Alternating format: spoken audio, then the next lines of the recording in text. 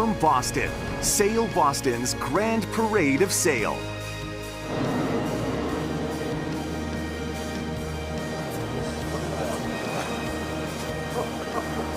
The Grand Parade of Sail will start, slightly delayed, but it will start and it will happen this morning.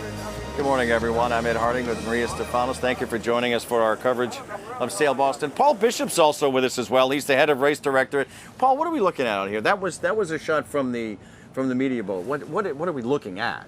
Well, we're looking at the ships just gathering up, getting to formation, hoisting some sail just to show a bit of spectacle. And how about that right there, Paul? I think that's the Oliver Perry Hazard. Fantastic, fairly new replica. And how far out from our location here? We're in the heart of the harbor. How far out are they? Yeah, we're some 7 miles. There's some 7 miles out there. There's still 7 miles out there. Wonderful. But on the way in. So from there, let's go to the Lynx. The home port, by the way, of the Lynx is Nantucket, and it was built in 2001, and our very own Cindy Fitzgibbon is getting her sea legs on the Lynx this morning, Cindy. I'm trying, yes. My sea legs aren't quite developed yet, but this is Donald, and he's helping me work on it, right? He's going to be here for support.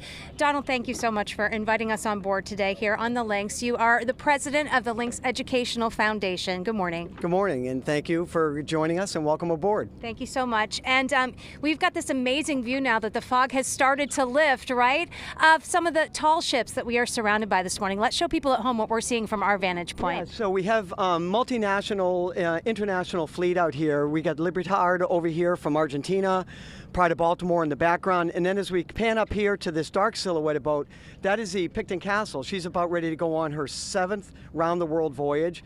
And then we obviously the beautiful Coast Guard Eagle, and then going across the stern of Eagle is Shenandoah. So we are surrounded by all of these boats. You just informed me that the parade itself, when we get going, is 8.5 miles long. Yeah, it's a wonderful parade. It'll skirt down below Nahant and then favor the Logan Airport side of the channel, then go along to East Boston, and then we'll go up into the Charlestown area where we'll salute USS Constitution. We turn there, and then we'll make our way back to Fan Pier. So the viewing from Castle Island all the way down to East Boston will be quite phenomenal. Now the fact that the fog is lifted. Yeah, and so thankful that it has lifted here. But before it was lifted, we were kind of setting the sails on the boat, and we actually have a little bit of video to show people at home what that was like. It's really neat being on this ship, which is modeled after a historic ship, but this, of course, was built in 2001. Yeah, Lynx is an interpretation of a War of 1812 privateer, and that is our educational mission, teaching about early American exceptionalism. And we use this ship not to create sailors, but to create a platform for personal development and self-discovery, teamwork. You know, we're getting a lot of the electronics out of people's hands. As you see, it takes many hands to make light work. So Lynx is a wonderful platform for people to learn what it's like to work in unison and chain of command and with the crew listening from the captain's commands on down. And I saw that on your website you have a motto that's be excellent to each other. And to your ship. And to your ship. Yes. Yeah. Well, we are being excellent to Mother Nature, I think, this morning because she is on our side. The fog is lifting. We're getting excited here. A beautiful view, and we'll have more for you coming up here from the Lynx. But for now, we'll send it back to you. Paul Bishop, that's a great point because it does create teamwork and choreography and learning to rely on your partner. Absolutely. Sail training is all about teamwork and many other factors as well. There's nothing like it when you're on watch at 2 o'clock in the morning, you've got seas crashing across the deck and you've got to put a reef in. There's only one way to do it, and that's teamwork. You're relying on each other's lives. And Paul, it's not only teamwork, it's hard work. Yes, it is. It's really physical. Some of these ships have massive sail areas. There are no electronic winches and stuff. It's all hand power. And we are looking at the U.S. Coast Guard cutter. Can you tell us about that, Paul? Yeah, I'm not that familiar with the Coast Guard cutters, but that's a support Coast Guard cutter out there, making sure everything's going well in the parade of sail, everything's orderly. Lieutenant Commander, are you on the phone? I am, yes. How are you? Good morning. Thank you for joining us. Good morning. It's my pleasure. We are so excited for Sail Boston and the parade of sail today. And you're on board the Eagle? I am not on board the Eagle. We're actually at the Joint Operations Center here at downtown Boston. Wonderful. But the Eagle is in the parade. It's in Flotilla 1. Oh, the Eagle is leading the Grand Parade of Sail inbound Boston Harbor today for Sail Boston. And Lieutenant Commander, it's Maria Stefanos. Thank you so much for joining us. We appreciate it. So we have a delay. Explain to us why that happened. It's because of the fog. Thank you, Maria. Yes, it is because of the fog that we have been delayed, but we will be kicking off at 10:00, and we're expecting the visibility to be increased and for a great parade of sail inbound the harbor. So kicking off at 10 o'clock. Kicking off at 10 good o'clock, information. so only 20 minutes away, and then all the ships will be coming in the harbor, led by Coast Guard Cutter Eagle. Which was, if I'm not mistaken, taken as a prize from the Nazis after World War II, correct? We did. We won it as a war prize from the Nazis in World War II, and the Coast Guard Academy has been using it as a training ship ever since. So tell us more about the Eagles, since this is going to be the beginning of this grand parade. Go into more detail with that, because I think people will find that interesting in terms of what people have to maneuver under sail, all the stuff that they have to handle, that the crew has to handle. Absolutely. Yes, Coast Guard Cutter Eagle is 295-foot, three-masted bark sailboat, and it is manned with 150 Coast Guard Academy cadets doing their summer cruise, and you learn about seamanship, navigation. We navigate by the stars. I actually spent 7 weeks on board myself when I was a Coast Guard Academy cadet, and it is absolutely majestic. And we invite anyone to come out for tours starting tomorrow through Wednesday. And it is it's the largest tall ship flying the American flag, right? Absolutely. Yes, it is. We are very proud of her. Lieutenant Commander, thank you so much for joining us this morning and updating the information on when the flotilla will start. That's Right, so it begins at 10 a.m. now. Yes, she's right. And she's due in, should take about an hour and a half to come up here and turn. So we're really looking forward to seeing Eagle. She's just got such an interesting history. She's one of 5 sister ships. The others are in Romania, Portugal, one in Russia, and the other one in Germany. And they're terrific ships, really fantastic to see. Let's check in on the crowds. Our Josh Brigadier is at Castle Island. Josh, good morning. Hey, good morning to you, Ed and Maria. The party has started here. They just turned the music on a little bit ago and announced to people about the delay, but saying, hey, listen, they can see clearly now that the rain has gone.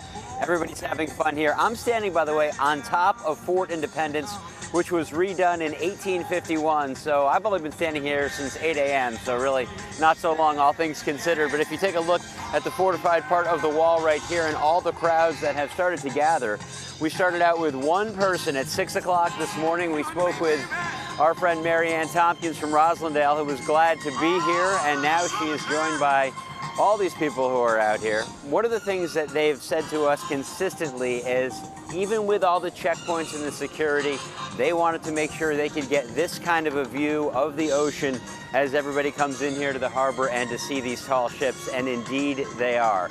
So even with a little bit of a longer wait this morning, hopefully patience will reign and they'll be able to enjoy this instead of having to deal with the rain, which they fortunately don't have to right now. The mist, by the way, that we had earlier, that's really dissipated quite a bit. It's starting to warm up a little bit, not so much wind either. It's really turning out to be quite a nice morning here. I mentioned security a little while ago. That has been in place all morning long. We did see the checkpoints as we came through. We also have seen state police boats around, and we're right next to a property that's a Massport property where state police is. You know, one of the things people cannot bring here are drones, but we've seen their drones here. Just another thing that they're doing to help with their security. A lot of things that they're trying to make sure that everybody is safe here on Castle Island and, of course, around the seaport. So not a bad vantage point looking out on the water this morning. Guys, we'll send it back to you. Not bad at all, Josh. And if you would like to sing it next time we go to you and at Castle Island, that's fine. 3,000 people have gathered now at Castle Very Island. impressive. So it's grown it has. exponentially. And it's grown around us right here. Yeah. You are looking at the city of Boston right now, where we are awaiting the Grand Parade of Sail. Stay with us.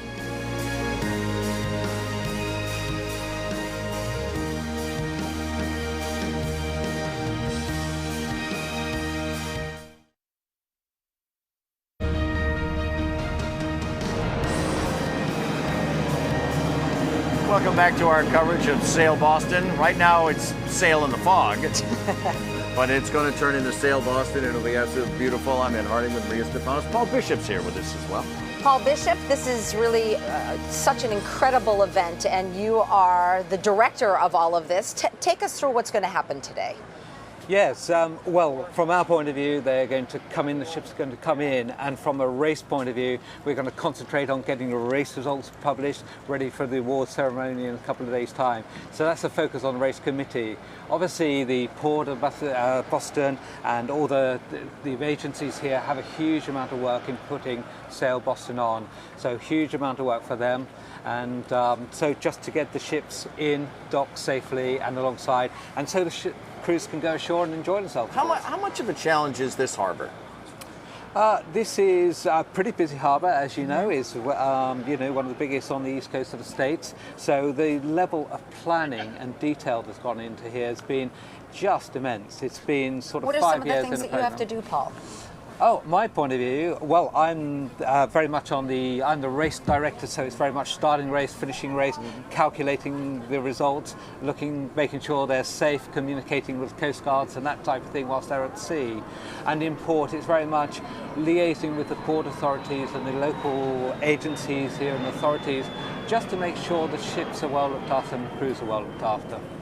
So when they come in the harbor, they're actually, as I understand it, they're going to tour, for a better word, tour the harbor as they come through, right? Yes, they're going to come up behind us, up here, and then turn and then come back to their respective berths, which are a number of places just down here and further up. So this will be the highlight, the turn up here, and before they go into berth. We're putting 56, I believe, somewhere around that number into the harbor? Yes, that's right. Yes, it's a big fleet, ranging from, as I say, the largest tall ships in the world.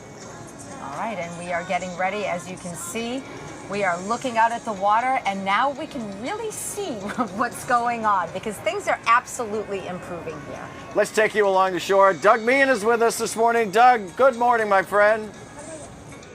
Good morning, Ed. Good morning, Maria, and good morning, everybody at home. And yeah, goodbye fog, right? It's starting to lift here in Boston Harbor, getting a real good close view. And there aren't folks that are happier than the folks right here on Long Wharf. They've been waiting all morning long to see these boats. They can't wait to get there, get the boats here. But nobody has been waiting longer than Karen. Karen, where are you from? Billerica. Karen's from Billerica, and tell the folks what time you got here this morning. 5:45. 5:45, Karen got down to the docks. All right. Now, other than getting a good spot, why did you decide to come down here so early? Because my parents are visiting, and it's Father's Day, and I wanted my father to have a nice spot. All right. How about that for Dad? Have you been down here before, last time in 2000 when they were here? We went out on a harbor cruise the last time. What did you think about Sail Boston then, and what made you want to come down? It was hot. It was hot. Not so much the case today. No. Tell folks at home, you've seen these big ships when they come into the harbor. What is that like? They're beautiful. Beautiful. It's pretty majestic, isn't it? Yes. Yeah. And kind of a historic event for the city. Yep. Lots of money for the city. Lots of money, right. What's your favorite part of this event, and why do you make sure that you come down here, especially for your dad? But what was it about why you wanted to come down? Just a weekend. Spend it in the city. To spend it in the city. Where's Dad? Dad right here. Dad's taking the pictures. Dad, stand up. Oh, wait a minute. Dad's taking a picture right now. Dad, stand up. Now turn this way because the camera's way down there. There's John down there. What's your name? Are you from Billerica too? No, I'm formerly from Massachusetts. Moved to South Carolina. Oh, so you're down you're retired down in South Carolina. Yes, what do you think of the city so far? What do you think of this event? And what are you looking forward to the most here? No rain. No rain. Fitzgibbon says no rain. But it's been fantastic, though. Look at the crowd. It really is amazing.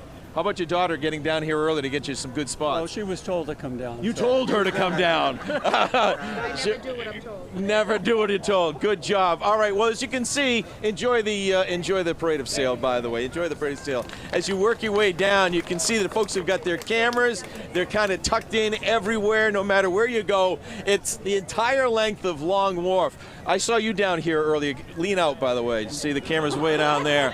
What's your name and where are you from? My name is Karen. Karen, where are you and from? I'm originally from Cambridge. All right, Karen, what time did you get down here this morning? Oh, I'd say I got down here probably around 6, somewhere between 6 and 7 o'clock. Now, you got down here before the security, but there is quite a bit of security down there Yeah, right now. just missed them. Just oh, missed them. shucks. Yeah. Oh, wow. You made it through and you're doing okay. You're doing okay. Thank you very much. Appreciate it. Now, I'm going to be really close into those things right there. Now, swing it on in over here. I noticed you got your binoculars. Have you seen Sail Boston before in the past? I was back in the 80s when I came to that one. Yeah, what'd you think back then? What do you remember the most? It was beautiful. Yeah, going on to the tall ships was really nice. And I missed the one in 2000, but yeah, so. You decided to come down early, get a good seat. And, I wanted to see you. Well, so, it's a lot less impressive in person. I know. It's all right. My list is short. Yeah, right. Well, there you go. Did you have to come through security, or were you down here? No, we were down before security, but I had to go back out and came back in again. But what'd you think about the level? You saw the folks that they had the dump trucks and everything else. Trucks, roads are blocked with trucks to prevent any vehicles getting through. They have security. They're checking packages and everything else. So just to make sure everybody's safe. Okay, enjoy the parade of sail. We should be getting there real close, about 5 minutes or so. So as you can see, as you take a look over to the harbor, back this way is. Oh yeah, here. Let me borrow those for a second. Hold on a second. I can see better. Oh, wait a second. There's Ed and Maria. There you are. I can see you now. Back to you guys. Hi, Doug. Hi, Doug. Hi, Doug. We Hi, can see you see you. loud Can you see and us clear waving? perfectly. Take a look at the U.S. Coast Guard, the Eagle, and Paul Bishop's with us. Paul, this is the kickoff. This is the starter. This is the lead-up hitter, right? Absolutely. And the Bark Eagle is going to lead, quite rightly so, as the Coast Guard vessel, tall ship, distinctive by that red flash. She's a bark, which means... What does that mean? Yeah. That is just going to ask that. a Great. three-masted mast. Yes. So it's square-rigged on the fore, the front mast, and the middle mast, the main mast, and fore and aft rigged on the mizzen mast or the aft stern mast, the back mast. And to maneuver the Eagle under sail, the crew must handle more than 22,000 square feet of sail. Yeah, 5 miles and that's of why rigging. I said this is hard work. Absolutely. Hard work and teamwork. And that's why the Coast Guard recognised the value of training their cadets on this platform, and why many other navies and Coast Guards around the world use these tall ships as doing the same. So it's significant that this is leading the Yes, entire quite right. parade. As the host ship of the country, she should be leading the parade. And she's led many parades before, and we've seen her all over the world in other tall ships parade. Wonderful, excellent. So as you look at the U.S. Coast Guard Eagle right there, we are continuing our live team coverage right here We'll for be Sail Boston. right back.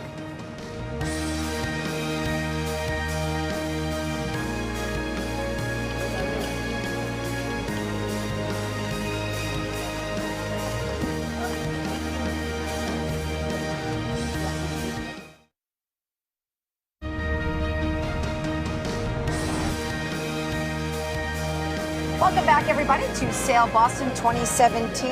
I saw those gentlemen yesterday as we kicked off this whole Sail Boston. This is the USS Whidbey Island. It was deployed in 1986, and this is the Navy's sole ship right here. That's where all of these festivities are about to kick off very, very shortly. As we were talking with the Coast Guard a little bit ago, when we mentioned that the program is going to start at 10, this is what's going to start at 10 o'clock. Exactly. You'll see this program begin, Yep. and then hopefully the parade of sail can begin after that, maybe 10:30ish or so. Will the fog actually bother them?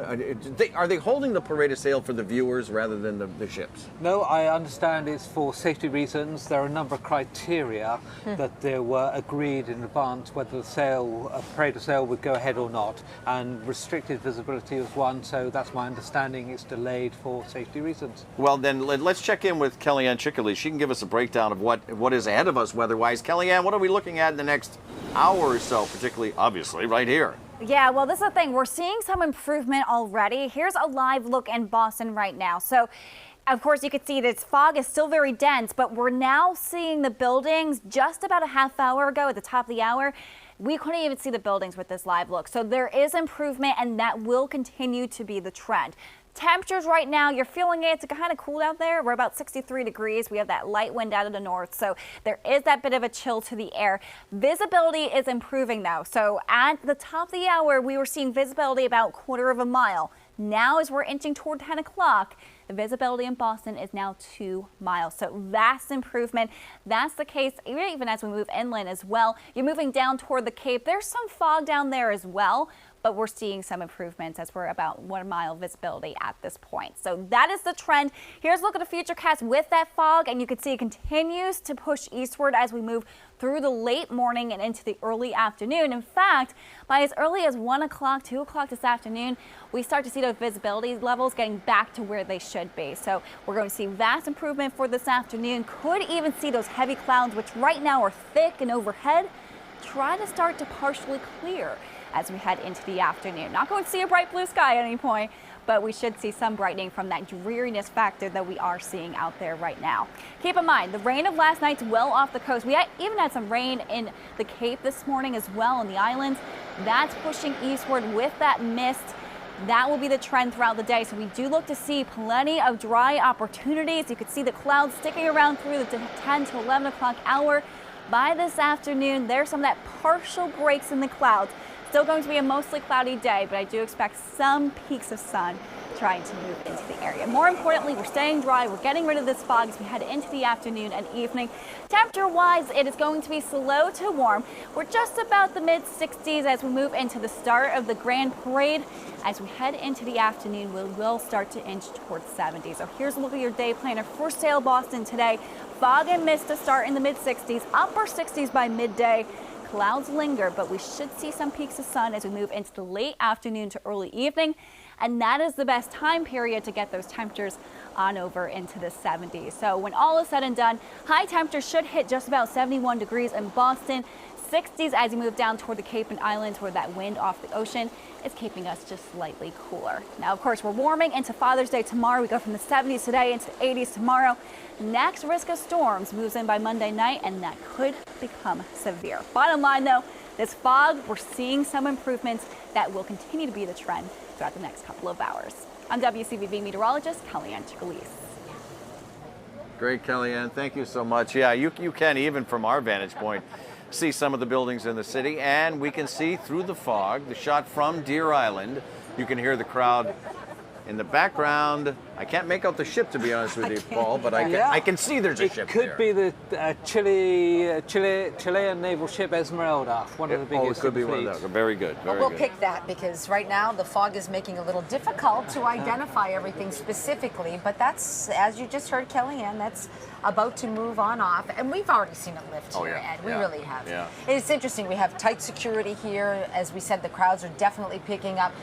If we look to our left, we see the Massachusetts Environmental Police out in the water, and they're really all over the harbor here. So very tight security, but people were saying they were getting through no problem. You just have to be patient. Certain things you can bring, certain things you can't.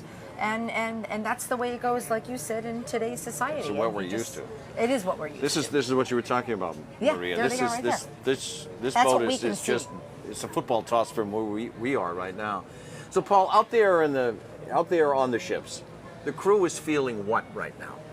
Well, a great deal of excitement about coming in and having some shore leave, going to, celebrating their race up from Bermuda, getting together different ships, telling all their stories. So that's very exciting. But of course, safety is paramount, and the captains, the navigators, and everybody are going to be on their mettle, worrying about the restricted visibility, making sure with this many ships close by, it's got to be safe. So it's all business today. I mean, it's fun, but it's business first. It's business first, and then party afterwards. And then party afterwards, as it should be. As we've told you, Boston is the only official U.S. port for the regatta. You're on board the Lynx here. We were talking about the Lynx, and if people are just joining us, talk about the Lynx, if you would, please. Yeah, she's a replica schooner going back to 1812. She's a very handy and fast ship. She's built in 2011. She's a 2001. 2001, I beg your pardon. Yeah, 2001. She is a two-masted topsail schooner. That means her mast at the back, her main mast is higher than her foremast at the front, and she has a square sail above that.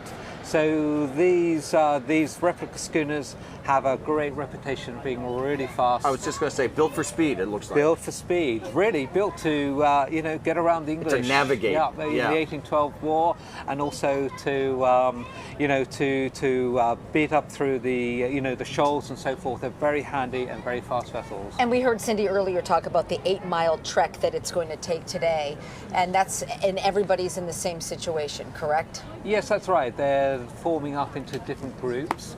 That's led by a larger ship, a principal ship, Eagle being forming up and leading Group 1. And that pattern will repeat until all the 50-odd ships are in. So you're talking 50-odd ships. We're talking how many crew total? Are you talking 2,000 to 3,000 people? Yeah, how many people? We're talking over 2,000 crew in total. Over 2,000 crew in total. Wow. So the furthest traveling vessel is coming from British Columbia. Tell us about that. It's the Oriole? Yeah, she's the Canadian naval ship, Oriole. She's built in 1930s. A beautiful, elegant yacht, Bermudan yawl yacht. Very elegant, very Edwardian lines. But she's had a tough trip around from Vancouver by the Panama.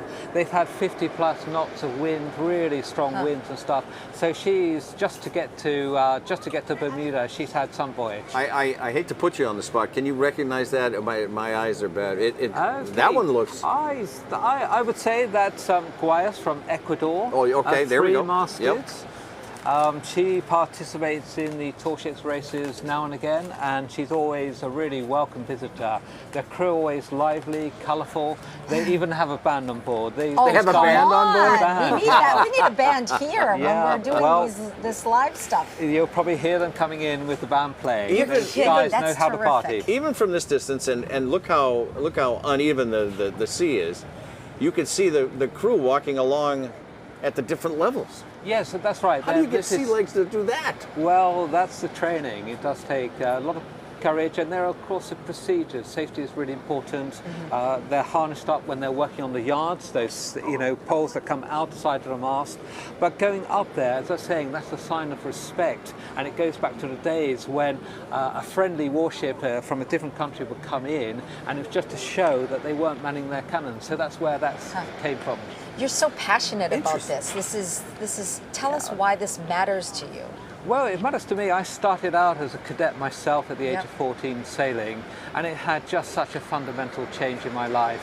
And there's nothing, I got what they call schooner fever. I just wanted to sail.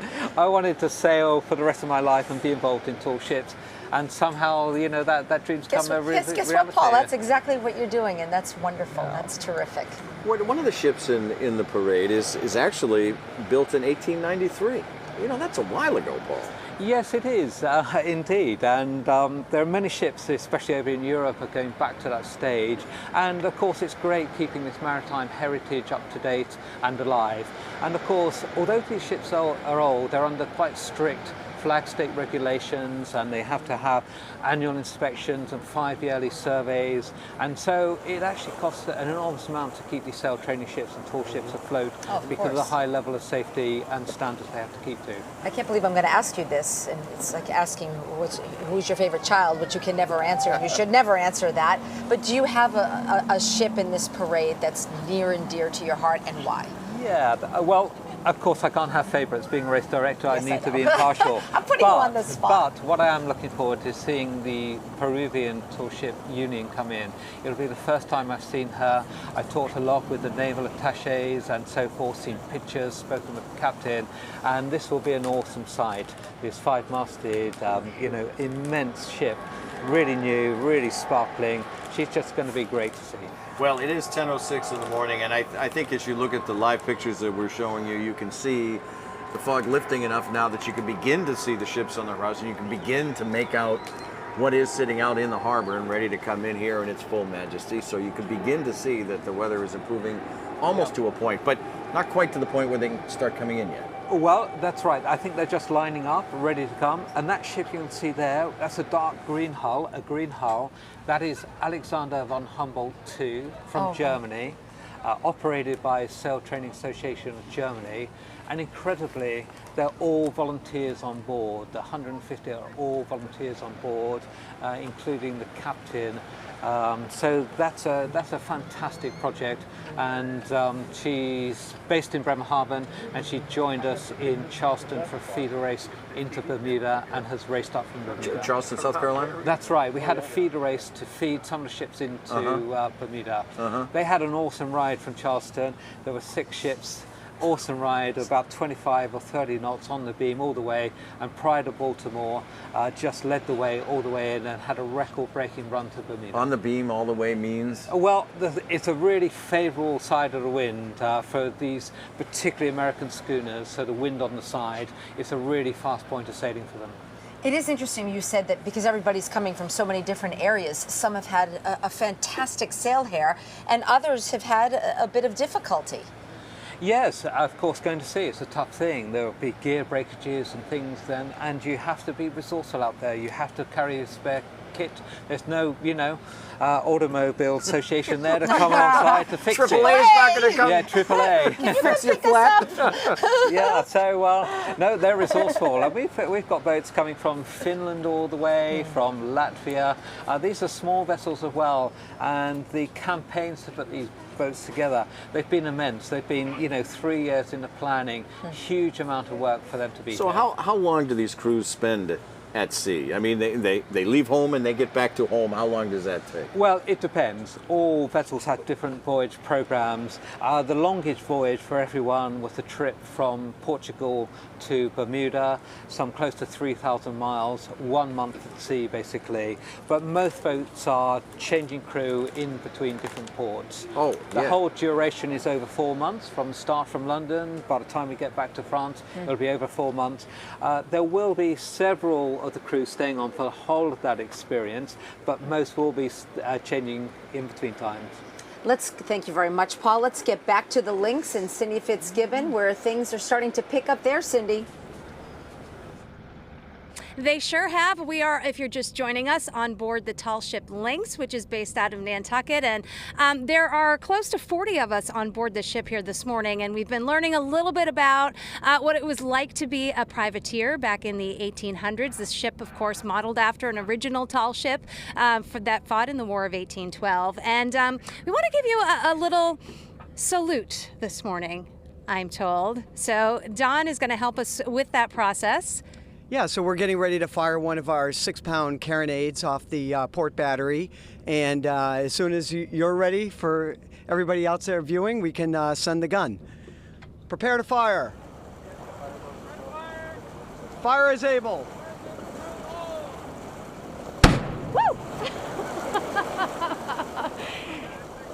That was very loud on the ship. I'm not sure how loud it was at home, but we can see some of the smoke as well. So that's just part of kind of the heritage and the history of this ship. Yeah, we provide gun salutes, and if you're in Nantucket around Brant Point vicinity, we fire often. We have a wonderful education program in Nantucket. We bring Nantucket maritime education with our education partner, Egan Maritime Institute. They operate the Shipwreck and Life-Saving Museum there that allows people to have a little bit more hands-on interaction in the summertime.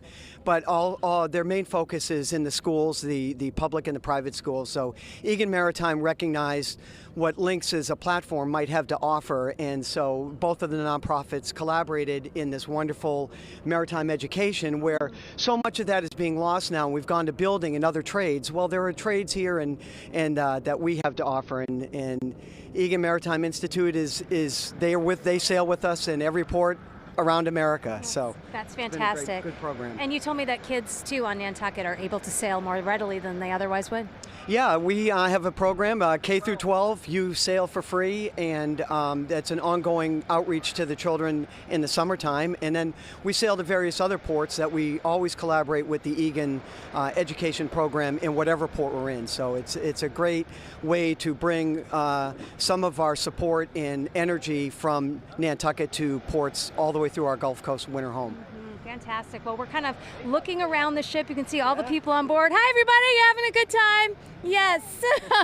Yes. We're getting anxious because, as we know, we've been kind of on this delay this morning. And we are on Flotilla 9. Explain to people at home what's going to precede us. So the parade of sail is underway with the Coast Guard Eagle has already led in the first flotilla, and she had some Gloucester boats with her, and we're Flotilla 9 correctly. We're behind Golden Liu, which is a boat hailing from the Netherlands, and we're in position 9A. So we will carry in under sail Captain Alex has got a full press of all working plain sail here, so we'll carry that in along. We've got a great wind direction for the parade. And so certainly one of the beauties of these ships is you don't need to be on them to appreciate the grand. As a matter of fact, we don't get to see, unless we're looking at the other ships, the grand beauty of what these ships really are. So. Well, it's an amazing view from out here. I mean, now that the fog has lifted, we can actually see all of these ships around us, and it's almost as though you're looking and you're transported in time when you see like the history of and the majesty of what's around us. So with that, Ed and Maria, we will send it back to you, and we'll get to you eventually. You will, Cindy. We look forward to it. You will. We were looking at, and there it is right there. That's the U.S. Coast Guard, the Eagle. That will lead the parade of sail, and she's getting in position to do that, right? Yes, that's right. She's forming up Flotilla 1. Behind her is Roseway, Adventure, and Thomas E. Lannon, and they're all East Coast American schooners. Fantastic like ships. that. And that's how it should. That's how this whole thing should begin. That's it. The host to lead them into the party. And that's done deliberately, Paul Bishop, who is the race director, by the way, if you're just joining us. It is indeed, and then each principal ship from different nationalities will lead different flotillas coming in. There is the Secretary of State, John Kerry, former Secretary of State. He's taken his seat. Everyone, as you can see, Governor Baker is next to him as well. You can see Mayor Walsh is there as well. Everybody has taken their seats. What we're going to do right now is take a break, and we'll come back because we understand that the proceedings along the Whidbey Island will start in roughly 10 minutes or so. We'll be right back. Sail Boston.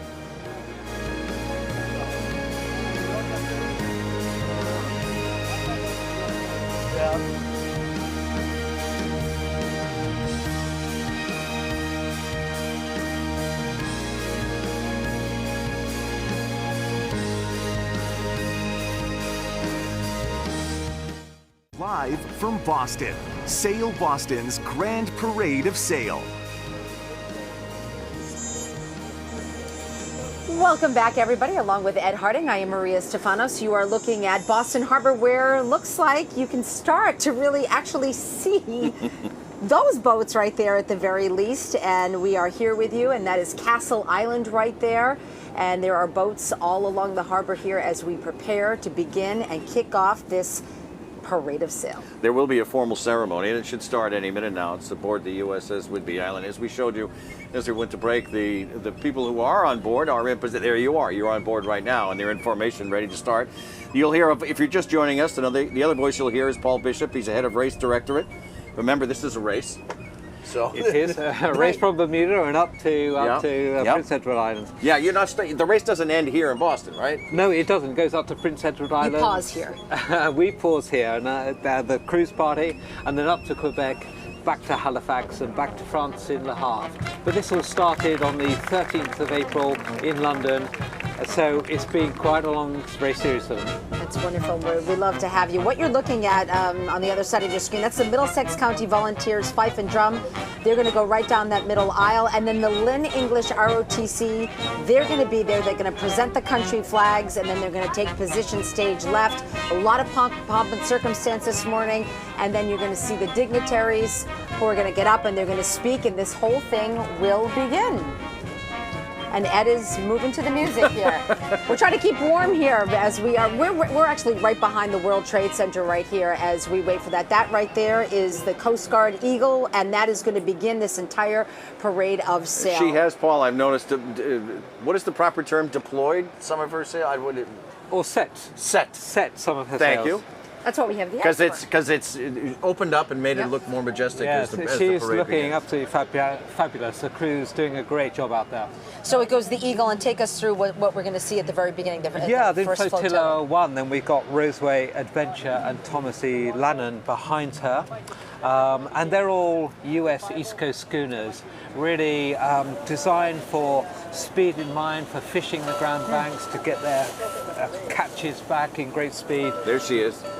Yes, fabulous. Very distinctive, I say, by that red stripe down. And as I say, a bark, so square rig, square sails on the fore and the mainmast, and 4.5 rig on the sternmast. When you look at this Coast Guard cutter as the race director, what's the first thing you look at? I mean, we just look at it and say, wow, that's spectacular. What do you look at? Yeah, well, first of all, you can see a really orderly and shipshape crew, you know, fantastic to set those sails so quickly, looking just superb. Well done, US Coast Guard. But she looks a fine vessel. She's quick. She's capable of doing over 40 knots under sail, which is pretty immense of a vessel with getting on for about 2,000 gross tons. So, yep, a very pretty rig. And a pretty rig, she's got the German type of rig where the yards, the poles up on the top of the mast are narrower, and the English rig had the wider ones. Pretty rig. Let's take you on board the Whidbey Island and the start of the Sail Boston ceremonies. Enjoy.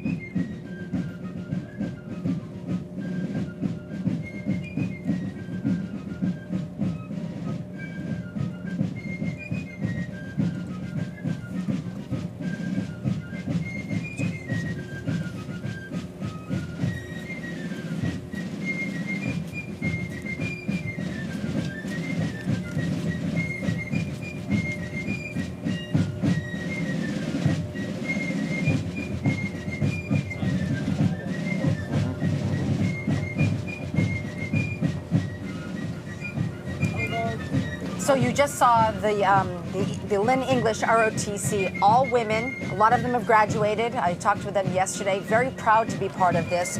And Paul, they were carrying flags from all the countries that are represented here today. That's right. I even saw one from Vanuatu. So one ship is under the Vanuatu registration, but mainly spends most of the time in Spain. That's Attila. Interesting. This is on board the, as we mentioned, the USS Whidbey Island,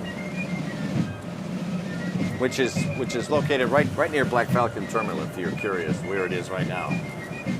And that, obviously, on the other part of your screen is the Coast Guard Eagle. That will start the parade once these ceremonies have completed, which shouldn't be that long. It shouldn't be too long.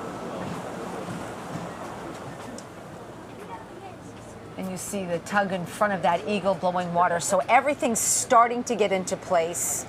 Can I say that the fog has lifted, Ed? Can I say that? I can say it. You can see it. You can see some of the buildings of the Boston skyline. That's good. Lifting, I would say. That's a good thing. Lifting. Now, we mentioned that flotilla. There are 9 flotillas. What is a flotilla? Well, there are actually 14 in total. There are 14, and it's just a group of tall ships that are led by a principal Class A ship from different nationalities. And how do you choose what goes where? Well, it's partly to do with having one big one, like a mother duck with her little ducklings behind, and that's the safety reasons there, you know. And so the vessels behind will be keeping station with the lead flotilla ship, and that's a really sensible way of just keeping this formation nice and tight and safe. Imagine, if you will, Here's the national Pause for anthem. the national anthem. Is 1814, and this nation is at war. You're on board a ship sailing toward the enemy fleet. That same enemy that just burnt your nation's capital to the ground. Your mission is to win the release of a prisoner of war, a respected physician, and your friend. You board the British flagship, and after 10 negotiations, they agree to release your friend. However, you all remain captive because of the battle that's about to take place. On the morning of 13 September 1814, The British fleet began a bombardment against your homeland, the likes of which have never been seen before. Rocket after rocket, cannonball after cannonball. For 25 hours they pound on. But through the night, you're able to look toward the shore and you can still see the stars and stripes flying in the breeze. And in the morning, the bombardment ends and there is silence. And as the sun comes up over the horizon, you're able to look toward the shore and you can see that the troops of Fort McHenry have raised an American flag that is so large and so grand that each of its 15 stars and stripes measure 2 feet across. A flag that is so magnificent it cries out, "This is the United States of America, and we will never surrender." You are so moved by this, you've got some resolve to write the following song. Your name? Francis Scott Key. Ladies and gentlemen, this is your national anthem.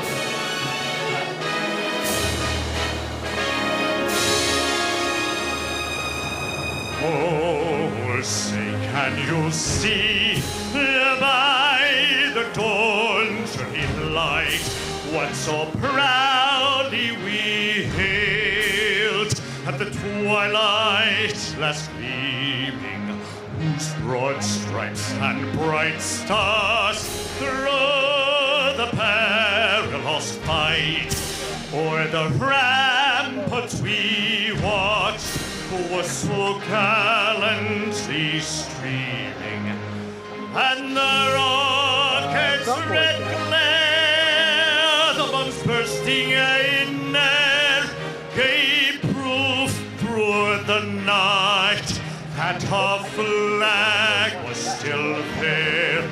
Oh, say does that star-spangled banner yet wave o'er the land of the free and the hope of the brave.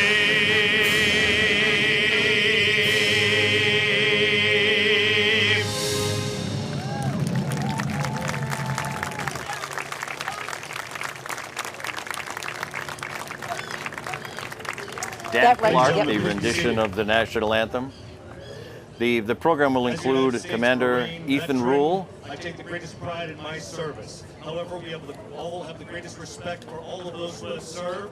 Now, my hymn from the halls of Montezuma to the shores of AAA. Well, if you serve in the United States Army, you may know your hymn to be Caissons Go Rolling Along. They changed the word just a little bit, now called Army First to Fight, but the tune Caissons still the same. If you serve in the iconic United States Navy, has always been anchors away. If you serve in the United States Air Force or Army Air Corps, your hymn, Wild Blue Yonder. In addition, there's a group of men and women who not only guard our shores, but they're deployed to combat venues all over the world. Their hymn, Semper Paratus, the United States Coast Guard.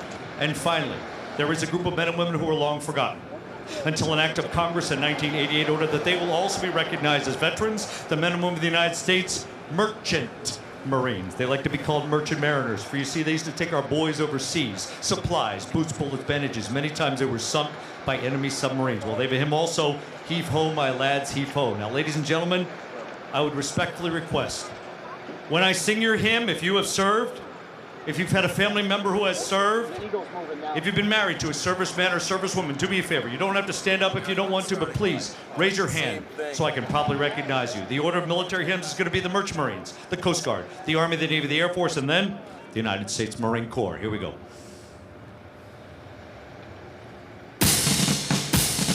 Do I have any Merchant Marines on deck? Any Merchant Marines? Where are you?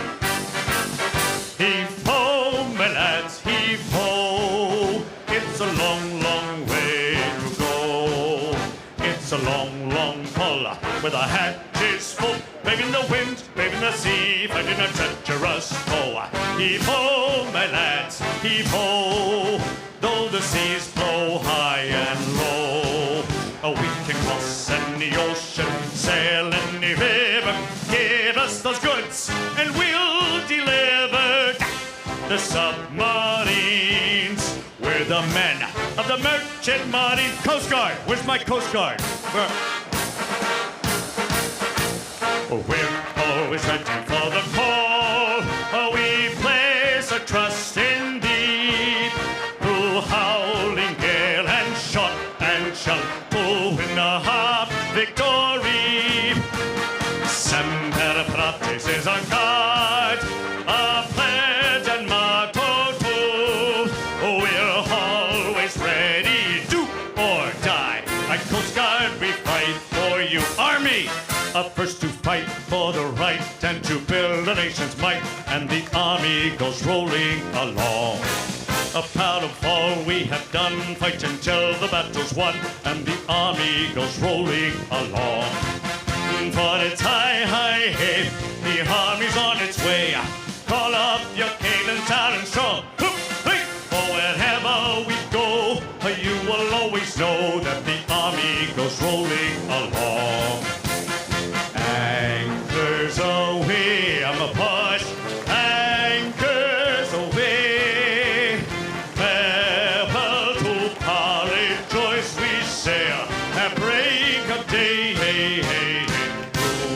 Our last night on shore, drink to the full, until we meet once more. Here's wish you a happy voyage home. Air Force, off we go into the wild blue yonder, flying high into the sun.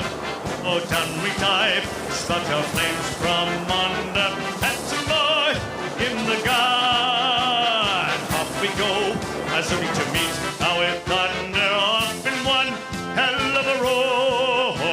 We live in fear, go down in flame. Nothing can stop the U.S. Air Force. All right, Marines, you know what to do. From the halls of Mandaloo up to the shores of Tripoli, oh, we will fight our country's battles in the air, on land, and the sea. But first to fight for right and freedom, and to keep our honor clean. Oh, we are proud to claim the title of United States Marine.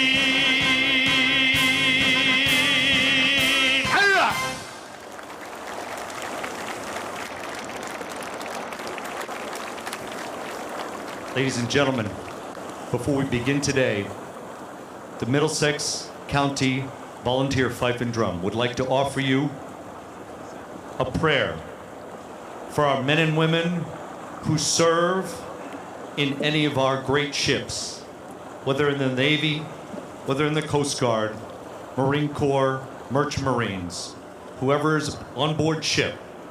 You know this song is either the Navy hymn or Eternal Father.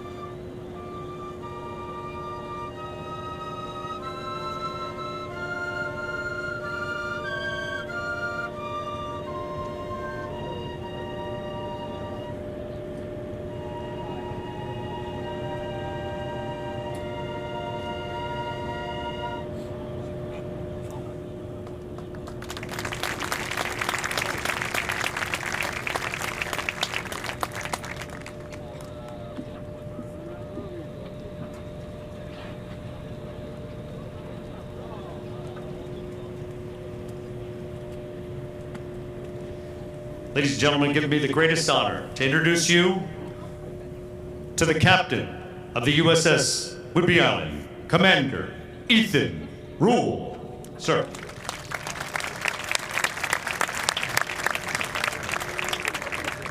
Dan Clark, that was amazing. Thank you, and thank you for the great introduction.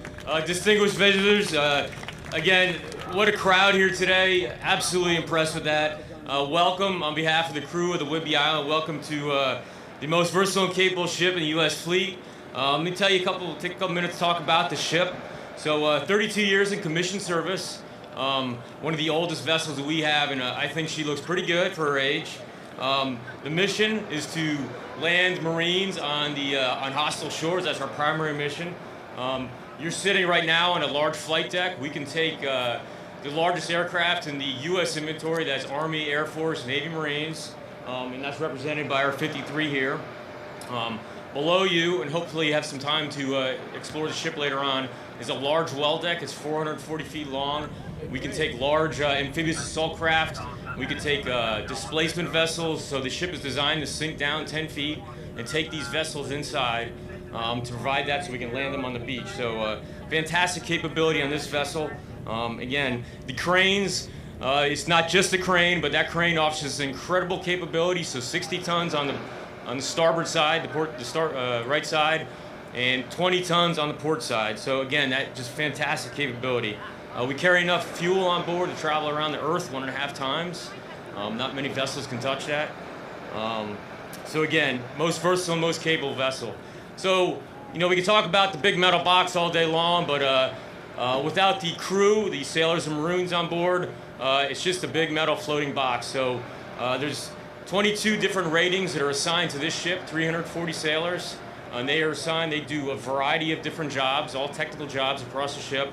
And they are absolutely dedicated to mission and super proud to be on this ship.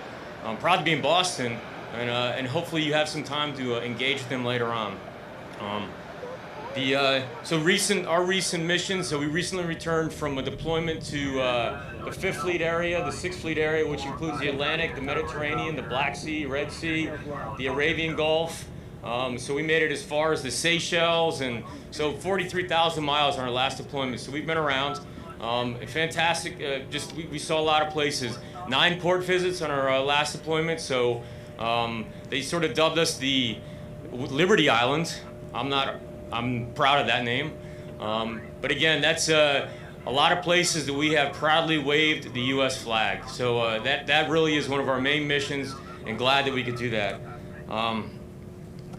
So finally, very excited to come back to Boston area. I love this area. The crew is excited. So when I had the opportunity to announce this to the crew that we would be visiting Boston and being sort of the Sail Boston, the viewing stands, the crew is ecstatic. So I got a standing ovation down the well deck, first time ever on that. They were excited about that. The welcome that we received from this community and the greater New England community was amazing. Absolutely amazing. So I appreciate that, and I thank Sail Boston for putting this on and hosting us here. So before I'm going to hand over the mic to Admiral Breckenridge, who is also a Massachusetts native. So Admiral.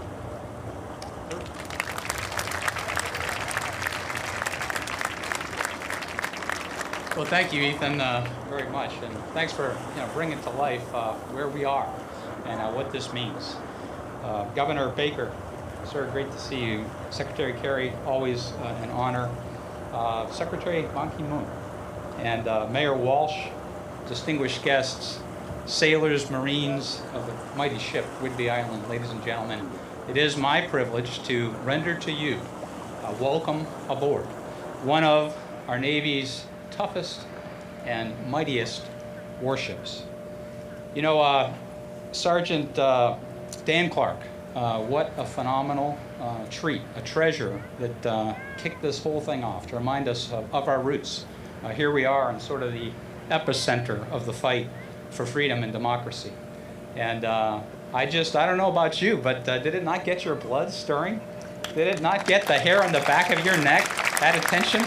It was incredible. So we thank you very much. A former Marine, I know he's excited to get below decks, try to stow away. In fact, Ethan, I was wondering if we might be able to, at the end of the parade of ships, get Whidbey Island underway. We will all go on a quick 6-month deployment with you. That'd be great. All right. You didn't know when you came aboard that that was going to be part of the deal. Well, Francis Scott Key, finishes our national anthem with what I would call a haunting question. This was only 38 years after our Declaration of Independence in 1776, as we sort of came out from underneath a tyrannical government that limited human freedom, that did not give us the ability for free commerce, for freedom of expression, for a lot of the ideals that our country stands for. And so we fought hard to earn that freedom, that liberty, live free or die. And at the end of this battle, this barrage, this merciless pummeling of Fort McHenry in Baltimore Harbor, Francis Scott Key penned that great song, but he ended it with, "Oh, say does that star-spangled banner yet wave over the land of the free and the home of the brave?" And that's the question ever since that time in 1814. And I'll tell you that we as a nation have been tested. There have been other opposition, other adversaries that have risen up to challenge the ideals of human freedom and liberty that we in America so valiantly strive to protect and defend, not just for our own country, but for those other societies that benefit and love freedom. And there are storm clouds on the horizon as I continue to see other powers rise up on Earth's stage to go ahead and, again, challenge that very ideal. And so it's not free. It's not easy. This is no given. I'm fearful my children think that their life has never really been tested with regard to, are they willing to step forward and fight for human freedom? But that's what this ship is all about. And that's what these sailors and Marines do day in and day out, to make us proud as Americans that we can continue to preserve those ideals. So, round of applause for those great Americans. So I really am pleased for us today to be proud to be Americans, to be proud of our roots and our heritage, to, in this setting, Boston Harbor, sort of this cradle of our independence and our democracy, that we can go ahead and enjoy this parade of ships. There is this enchantment of the sea. It was talked a little bit yesterday in the opening ceremony. But there's a poem I'd like to close with by a British poet, John Masefield, that captures sort of the grandeur that we're going to see, and sort of this perfect observation post as we see these glorious tall ships sail into Boston. John Masefield writes, "I must go down to the seas again, to the lonely sea in the sky, and all I ask is a tall ship and a star to steer her by, and the wheels kick, and the wind's song, and white sails shaking, and a gray mist on the sea's face, and a gray dawn breaking. I must go down to the seas again, for the call of the running tide is a wild call and a clear call that may not be denied, and all I ask is a windy day with the white clouds flying, and the flung spray, and the blown spume, and the seagulls crying." No finer words, I think, describe the call to the sea under sail. So again, ladies and gentlemen, welcome aboard. Enjoy the view, and thank you very much for sharing this day with your United States Navy, America's Navy.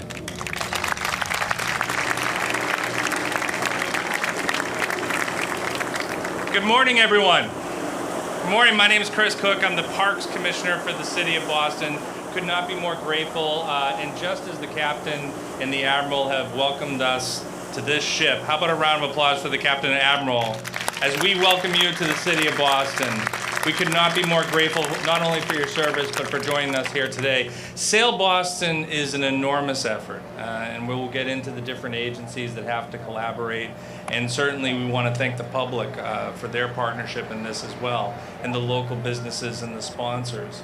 But at the end of the day, there's one organization, Sail Boston, the nonprofit, that makes this a possibility. It's through their coordination with all those different partners and through their hard work, years of hard work, that make days like this, events like this possible. We could not be more grateful for their collaboration here in the city. It's a world-class event for a world-class city. Ladies and gentlemen, please welcome the chairman of the Sail Boston Board, Mike Mooney.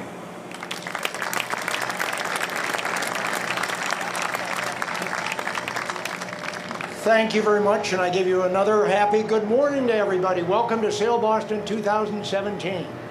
I felt under a little pressure last night as I was thinking about my comments, because if you were at the opening ceremony yesterday, Senator Markey quoted Emerson. This morning we've had a lot of examples of people being quoted. So I thought maybe I better come up with a good quote that I could use as well. And that took me back to the 1940s. Hopefully very few of us were there in the early 40s. But the Mickey Rooney and Judy Garland movies about Andy Hardy. And anytime they ran into a problem, the solution was simple. Andy, let's put on a show. Well, that's kind of the story of Sail Boston 2017, 5 years ago, when a group of commercial and business and educational leaders got together and said, we've got to do this again. We did it in 2000, we did it in 2009. That's not enough. 2017 will be our next year. But as I thought about it, while Mickey and Judy, in the movies, they just had to run out to the garage or up in the attic, and they got all wonderful things to put on the show. It wasn't quite that easy with Sail Boston 2017. It took a lot of people, not just the neighborhood, not just the United States, and not even the region. It took the whole world to bring it together. It took a lot of things. For example, it took a mayor like Marty Walsh with a passion for the city and its economic development, and a mayor who sent the message to the world, Boston welcomes everyone.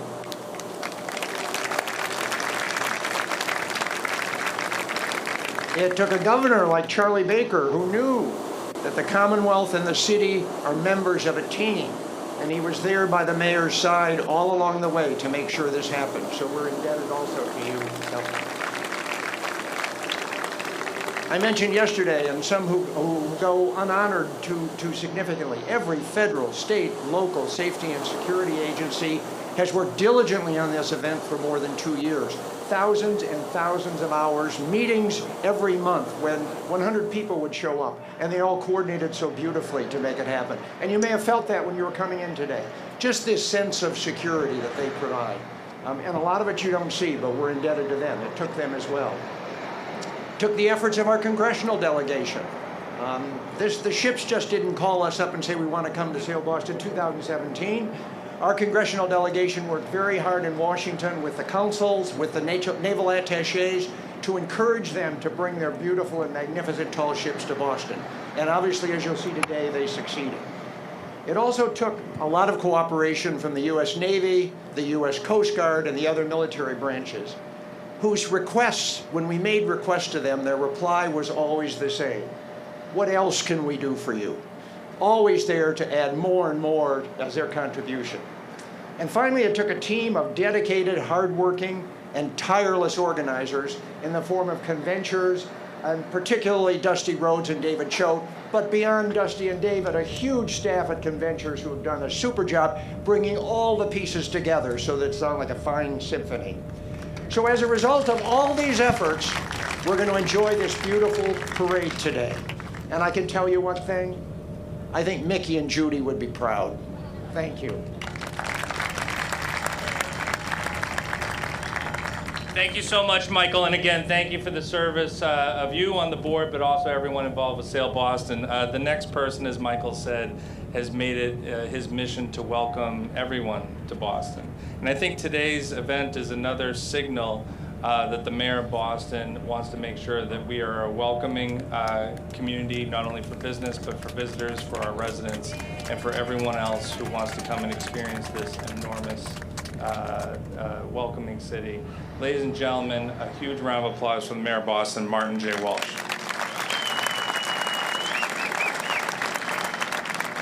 Thank you very much, Chris, and it's an honor to be here today.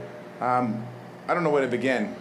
This is a beautiful ship, and as it's docked here in our city, we can come aboard it and see what's on it, but these men and women that serve on this ship keep our country free. And I'd like to another round of applause for all of the military that's on this ship that protects our shores and allows us the opportunity to be free. I want to thank the governor and the lieutenant governor and their team This truly was a team effort, working to make sure that today was able to be done in our city. I want to thank also the Coast Guard, who's done an incredible job in our city, not just today, but every 365 days a year in our city, and thank you for that. Honored to welcome Secretary Kerry here, who in his role as the Secretary had a lot to do with today as well behind the scenes, and thank you, Mr. Secretary, for being with us today. I want to thank Michael Mooney and all of Sail Boston for the great work they have done. There's been years and years of preparation to be able to have such a great day today. And the reason why it's cloudy is that we want a little more time to drag it out, so we slow the day down. So I appreciate that very much for your great work. All the other partners, I want to thank you. And it was mentioned earlier, this is a true collaboration, and it takes other elected officials to help us. And we have with us today from the House of Representatives three representatives that I see. One is State Representative Bill Galvin from Canton, State Representative Hank Naughton from Clinton, and whose district are in, State Representative Nick Collins from South Boston. I want to thank you for your support as well. I also want to give a shout to my colleague, former Representative and Mayor of Braintree, Joe Sullivan's with us today. Thank you, Mayor. And our District Attorney, Dan Conley's here with us. Thank you, District Attorney Conley. I want to welcome everyone to Sail Boston 2017. Hosting the tall ships has been an incredible honor for the city of Boston. Boston is the only American port for this tall ship regatta. It's the largest gathering of international ships, tall ships in our city since 2009. There are many kinds of ships and styles represented in this fleet. They're symbols of many different times of past years. I'd be remiss not to mention we also have several consul generals here today from us, from different countries, representing their countries. Thank you, consul generals, all of you, for being here. But as was mentioned, there's so much history on our waterfront. We're excited to showcase our beautiful waterfront to the world. And I want to thank the many partners who had something to do with today. I already mentioned some of them. I'm going to do it again. I want to thank Conventures, the Commonwealth, the city, the Coast Guard, the National Park Service, the State Police, the Boston Fire, EMS, the federal authorities, all of you that had something to do with today to make sure that we have a beautiful and safe day. Thank you for this. I want to thank you for keeping us safe. In Boston, over the course of the next 5 days, we're going to welcome over 2 million people to our city. It's going to have a major impact on our local economy, but it's also going to be an unbelievable opportunity experience for our young kids who live in our city and live in the Commonwealth of Massachusetts and people that come in. The viewing spots are all over our city. We have viewing spots in Long Wharf, over in Charlestown, Castle Island, East Boston. We want to make sure that you go out and check out one of these ships yourself as the week goes on. Public boarding is free, which is great, and there's so much to learn about these ships in these countries. Again, I want to thank all of you for being here today. I want to thank all the partners who made Sail Boston possible. We're looking forward to seeing the parade of sails go by in these breathtaking sights. It's a great honor for the city of Boston. I just want to end with, yesterday one of the reporters asked me, they said, Mayor, you have a smile on your face. I said, I do, because Boston is a representative of the United States of America, and it shows that we have boats from all over the world coming into our harbor for us to understand that we truly are a global world. Thank you very much.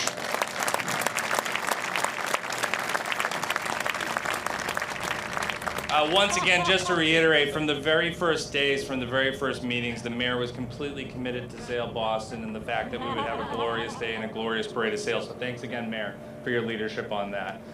As you look across the harbor, the entire harbor is filled. Every park, every pier, every dock, everyone's going to get a glimpse of these ships. And it shows the extraordinary partnership we have with multiple different agencies. And certainly we don't have a greater partner than the state of Massachusetts. Ladies and gentlemen, please a warm Boston welcome for the Governor of Massachusetts, Charles Baker.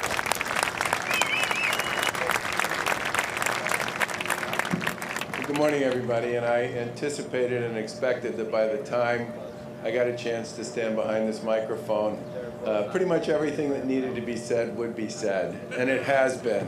So I'm going to be mercifully brief here. I've got like a 45-minute.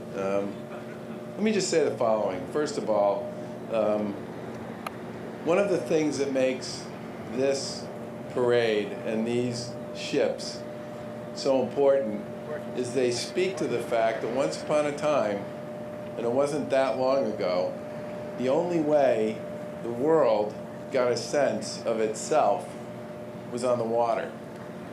The only way you could really figure out what was going on everywhere else around the globe in person was to get on a ship and take a ride on the water. And I think in some respects the course of the past 100 years or so has changed that, and changed it in a way that's given us the sense that the world is indeed smaller. And you toss in technology and the capacity of information to move and travel and people to move and travel in ways folks never would have dreamed possible 100 years ago. And that clearly has changed the nature of the game with respect to how we see the world, good and bad.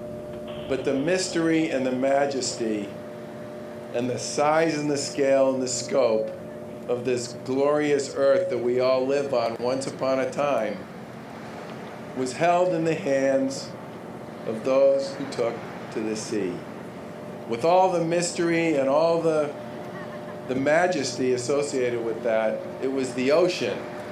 It was the ocean that took people from one place to another and brought the world closer together. And I think this parade and the countries that are represented by this parade is a reminder that we are in fact one world. And for centuries, people have wanted an opportunity to go out over the horizon and explore what was on the other side of that. And that's something we should never forget, no matter how much technology we have and how fast we can get here and there and how quick the communication can be. The glory and the mystery of this wonderful planet we all get to call home is brought home over and over again by those who traveled the sea.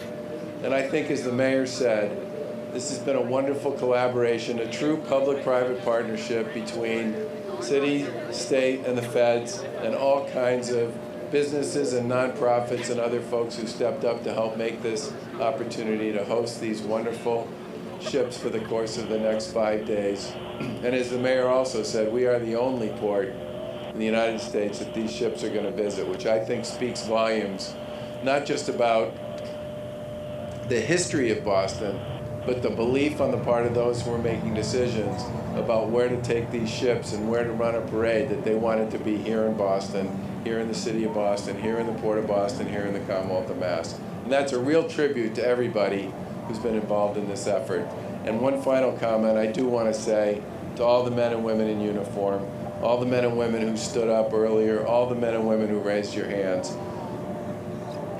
We would not be where we are today. We would not be who we are today if it weren't for you and those who came before you. God bless and thank you very much.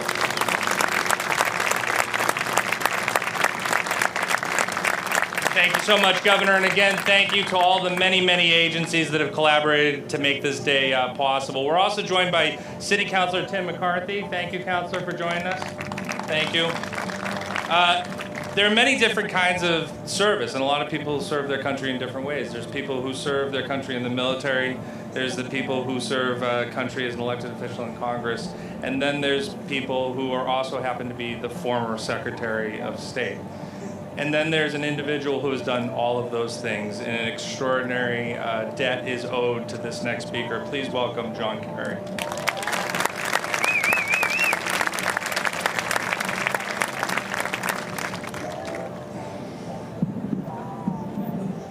Surprised you didn't do that, Charlie.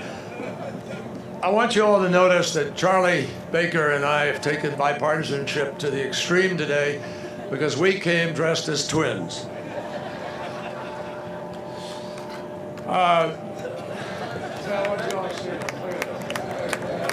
There's a good politician. He knows how to get an extra photo, too.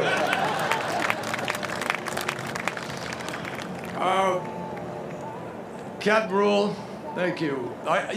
Rule is a really good name for captain of a ship, folks.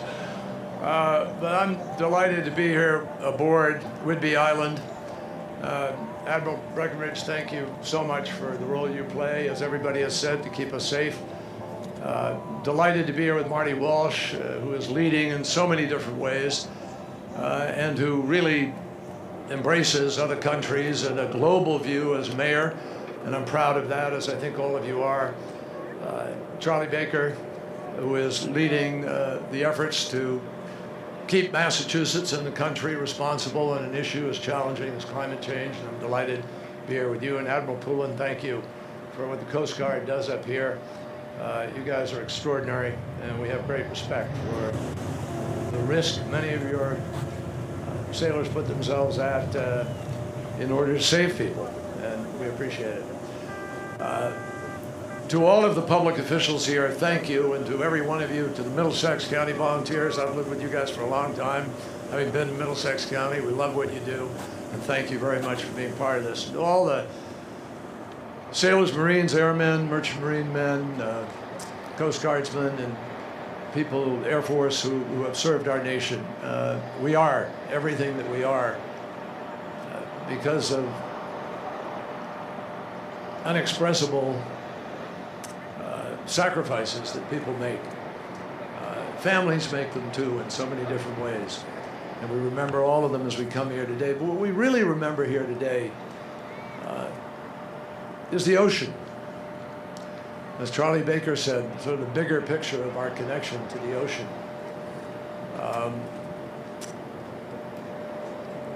I have been connected to the sea since I was 3 years old and dipped my toes into Buzzards Bay mud to find clams. And my dad took me out in his 15-foot bass boat and put a tarpaulin over his head and practiced stopwatch, compass, driving a boat, because he was later to sail his own boat across the ocean 3 times. And before he passed away, I reminded him of this story because I used to be mischievous as a kid. I was the watch, and I used to say, "Dad, you're about to run into something." And of course, nothing was there. And he'd whip off the tarpaulin, and this went on for a while. And then sometimes I'd tell him he was doing great when he wasn't. And when I reminded him of this before he passed away, he said to me, "I cannot believe I was so stupid as to let you do that." But it's my training for the ocean, and I was proud to serve in the United States Navy.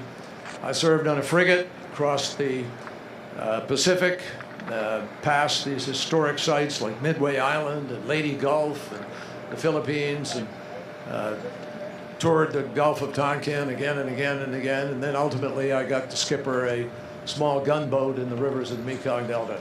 And I loved my service in the United States Navy. Didn't think war, you all know that, but I loved my service in the Navy. And I'm forever grateful for what it taught me about life and organization and leadership. But today we are celebrating about 18 flags here. And the former Secretary General, who was a great partner as we worked on a number of issues, Ban Ki-moon, is here. This is today a statement about cooperation between nations, about a globalized world that nobody can just roll back. And it comes about because of this extraordinary cooperation of every single department of government, as you've heard. But it represents something bigger than that. It represents who we are as a people and how we are all connected. Almost everybody came here to this country by boat. And the truth is that this city, this state, is as connected to the sea as any place in the world. When John Winthrop sailed in 1630 to Salem Harbor with 11 ships seeking refuge, that's where he first docked, speaking about that city upon a hill. And ever since then, we've been trying to keep faith with that vision. This harbor is not just a harbor, it's a treasure. And we, all cooperating together, help make it so. Because those of you who remember, this used to be polluted, so polluted you couldn't really fish in it, you couldn't swim in it, sail it. Well, government came together and working in partnership. We put $5 billion into making this a body of water that can welcome people without fear, that can boast about the fact that you can fish and swim in this harbor today. That's a great story. And it represents the best of what we are trying to celebrate in nations coming together, embracing common values. There's something else. In the Iliad, Achilles says that the ocean is the source of everything. Walt Whitman wrote that the ocean is a continual miracle. And our favorite son, President Kennedy, when he was president, when he went to Newport, Rhode Island for the America's Cup races, spoke about how when you go down to the sea, whether you go down to watch or to sail, we are going back to whence we came from. More than 50% of the oxygen we breathe comes from the ocean. Most people don't know that. And today, because of acidification and pollution and overfishing, the oceans are challenged too. So what we're celebrating today is a common heritage, but I think also a common commitment to the future. And this is an international event. And I am proud that for years with Ted Kennedy, who loved this event, we would work. We worked in 1992, we worked in 2000, we worked in 2009. And I can remember when I was studying for the bar in 1976, sneaking time off to come down here to watch these glorious ships. So thank you, all of you, for celebrating Boston, for celebrating the ocean, for celebrating the unity of these nations and of all of our responsibilities as countries to live together on this planet in peace. We cannot make it a zero-sum game. We must remain committed to a multilateral understanding that we have to cooperate together to solve our problems. And that is a sub-theme of the beauties of every ship we look at today, all of it. It's our history, it's also our future. Thank you.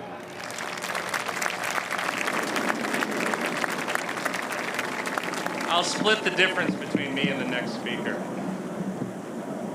The folks at Sail Boston wanted me to remind everyone that the Secretary has not only been helpful for this event, but that the Secretary has been helpful for every Sail Boston event. So thank you again, Secretary, for doing that. The mayor mentioned this, that these ships are going to go away, the Parade of Sail is going to go away, but every single day, Boston Harbor is guarded by one military agency that we are incredibly indebted to, and that's the U.S. Coast Guard. It gives me great pleasure to introduce the Rear Admiral Stephen Poulin from the U.S. Coast Guard.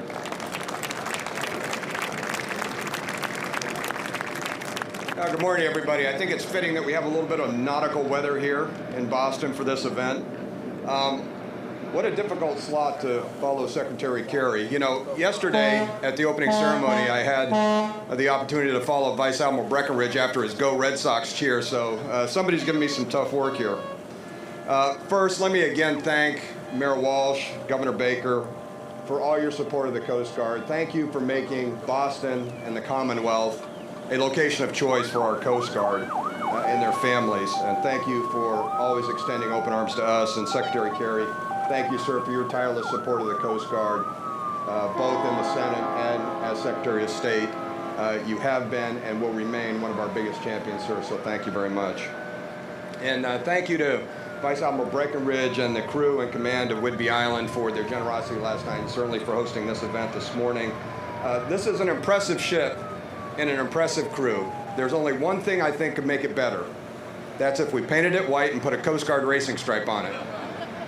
And I appreciate the specifications of the boom up there, because this would be a perfect platform for setting buoys out here in Boston Harbor. It really is a privilege to be here this morning with you. Yesterday at the opening ceremony, I talked about America's tall ship, the Coast Guard Cutter Eagle, sailing into Boston Harbor, and how I reflected on our history and heritage that's rooted here in Boston. As I think about Eagle sailing in this morning, I'm really thinking about the future of the Coast Guard, because the Coast Guard tall ship Eagle is our training ship. It trains all our cadets at the Coast Guard Academy and all our officer candidates who will soon become officers in the United States Coast Guard. It teaches them what it's like to be at sea and how to appreciate the challenges of the marine environment. These are the officers that will serve both in the Eastern Pacific and the Caribbean, interdicting illegal drugs that are bound for our streets. They will be the front line in defeating transnational criminal organizations that use the sea for illicit purposes. They are the ones that will patrol our ports and waterways to detect, deter, and apprehend those who seek us harm. They are the ones who will maintain America's maritime transportation system and facilitate safe maritime shipping to keep America open for business. They will be the ones who go into harm's way to rescue those in distress. They will be the ones who protect America's maritime borders and ensure that America's sovereignty is respected. They are the ones who will respond to pollution to keep our oceans pristine. They will be the ones who protect America's vital natural resources and fish stocks. They are the ones who will serve alongside our fellow military services, defending our freedom. They will do this in the Arctic and the Antarctic. They will do this around the world in every major combatant command, and they'll do it here in the Western Hemisphere. And the challenges that they face will pull them in different directions, as I mentioned, but the glue that will bind them together forever is our ethos of Semper Paratus. I'm so glad that we sang all the service theme songs this morning, because I think all of us grow up learning the theme songs of all the other services and perhaps not the Coast Guard. So I wanted to offer you a different verse than we sang this morning, a different chorus in Semper Paratus that I think helps capture the essence of who we are. And I'm not going to sing it, because if we did, we'd have an abandoned ship drill. And it's this: we're always ready for the call. We place our trust in thee. Through surf and storm and howling gale, high shall our purpose be. Semper Paratus is our guide, our fame, our glory too. To fight, to save, or fight and die, aye, Coast Guard, we are for you. As I close, I'm going to ask you to do 3 things, if you would please, today. The first is to make sure that you visit the Coast Guard Cutter Eagle and meet the wonderful cadets and crew. I think you'll agree with me that the future of the Coast Guard is bright. Next, when watching the parade of sail, please do not lose sight of all the wonderful first responders and law enforcement agencies that are out there patrolling this parade to keep this safe and enjoyable. They're on the water, and they're on the docks, they're on the job, and they're standing a taut watch. And finally, when extending a hand of appreciation to all these wonderful military members and first responders that are here, as Secretary Kerry said, extend to them thanks for their families. It's the families that allow us to do what we love to do. It's the families that stand beside us shoulder to shoulder. They are our heroes. Thank you very much. Semper Paratus. Thank you so much, Admiral. Now, I'm the Parks Commissioner for the City of Boston, but the next speaker, when he's not running an airport and when he's not running a port, he actually happens to also run some of the most beautiful parks we have in the entire city of Boston. Ladies and gentlemen, the CEO of Massport, Tom Glynn.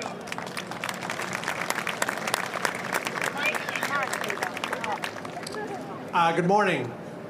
I want to thank the Navy for hosting us this morning. I want to say what an honor it is to be on the same speaking program with Secretary Kerry, who's done so much for our country and for our city. I want to really single out 2 people for what they've done, starting with the mayor. You know, this would not be possible without the mayor and the governor. The mayor had stepped up in a very big way to mobilize all the city's resources, as we see. But more importantly, he also made sure that people from the neighborhoods had a chance to get a great view of the parade of sail. So he asked us at Massport to make sure that folks from South Boston who live with the container terminal every day and folks from East Boston who live with the airport every day have a really positive experience. And so with that assignment, we have tried to execute that. So hopefully you'll come visit us there. And we had ice cream available for free before noon. So I'm very popular over there today. And with the governor, you know, I'd say everybody had a chance in getting here today to drive through the working port. And with the governor's support, over $100 million of state resources, we're in the process of dredging Boston Harbor. So we make sure that the next time we want to do a big event, the next time we want to expand on the 7,000 jobs that are in the working part of the port, we'll be able to do so. So it's not just today that we have great support from the mayor and the governor, but it's 365 days a year. So thanks to both of you. Thank you.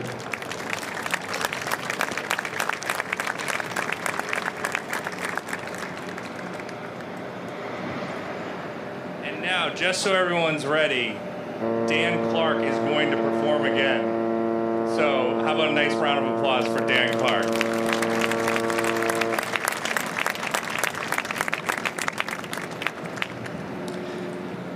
Ladies and gentlemen, there's a song that comes right from the Commonwealth of Massachusetts that I would like to offer to you.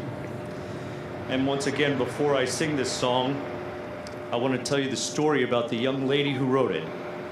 Well, she was one of the first literary professors at the great Wellesley College. And the story is she was on vacation. And she had an occasion to travel this great nation. She made it all the way out to the Rocky Mountains, to Pikes Peak. And you know, when she got out to Pikes Peak in 1893, she looked back over this great nation. And she was so moved by everything that she saw, she penned a poem that was put to music. It is so beloved, many people believe that this song should actually be our national anthem. Now, if you go down to Falmouth, Massachusetts on Cape Cod, right in front of the public library, there's a beautiful statue in this young lady's honor. Her name, Catherine Lee Bates. And she's the one who wrote America the Beautiful. Please sing with me, come on. Oh, beautiful for spacious skies, for amber waves of rain, for purple mountain majesty above the fruited plains. And America, America, God shed his grace on thee, and crown thy good with brotherhood from sea to shining sea. Oh, beautiful for heroes proved in liberating strife, who more than self their country love and mercy more than life. America, God shed his grace upon thee, and crown thy good with brotherhood from sea to a shining sea. And America, the beautiful love of man.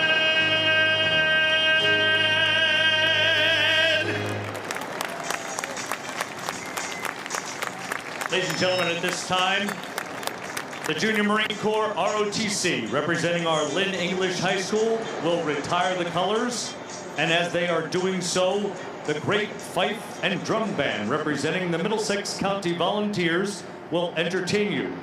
As soon as the colors are retired, please feel free to enjoy the day, enjoy the deck, and I have been told that within moments, you will see the great parade of sail. Have a great day, ladies and gentlemen.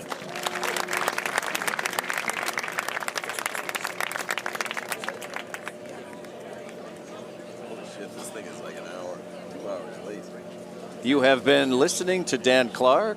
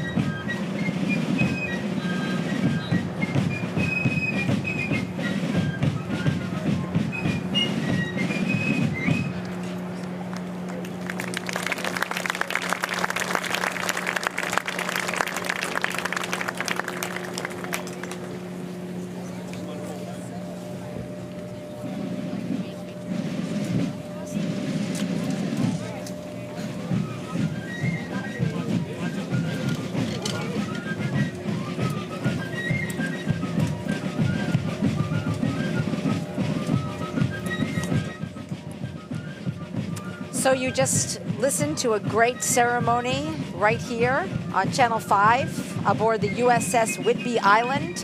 And we heard from Secretary of State John Kerry and the Governor of the Commonwealth of Massachusetts, Mayor Walsh, and other dignitaries. And the parade of sail is now about to begin. As you see, the U.S. Coast Guard cutter, the Eagle, coming in front of Castle Island to begin the parade for us, right, Paul? Just let me reset the table. Paul Bishop is with us. He's the head of the race. Give us your full title, sir. It's a wonderful title. My full title is Head of Race Director, Directorate for Sail Training International. Wonderful, wonderful. Paul Bishop's with us, Maria Stefanos at Harding, and we're going to take you through the parade of sail, which is right on time beginning. It is. It's 1 hour delayed, but apart from that, it's all happening as scheduled. You were talking about wind conditions. How are they? What are we looking at here? Yeah, at the moment the wind is very light actually, but the good thing is they'll be able to set a lot of sails to give a spectacle, but the sails won't be doing much. So in terms of safety and manoeuvrability, we get the great spectacle without the concern, without the captains being under quite a bit of pressure. So this is Flotilla 1. This begins everything, and this is the U.S. Coast Guard Eagle. Let's talk about this. This was taken as a prize from the Nazis after World War II. Quite a history here. Yes, indeed. She said earlier she's one of 5 sisters. The others are based in Russia, Romania, Germany, and Portugal, and they're really well-proven ships. She's a great platform for training young people and Marine cadets and so forth, and Coast Guard cadets. It is a bark 3. It is. It's a bark, so a 3-masted bark.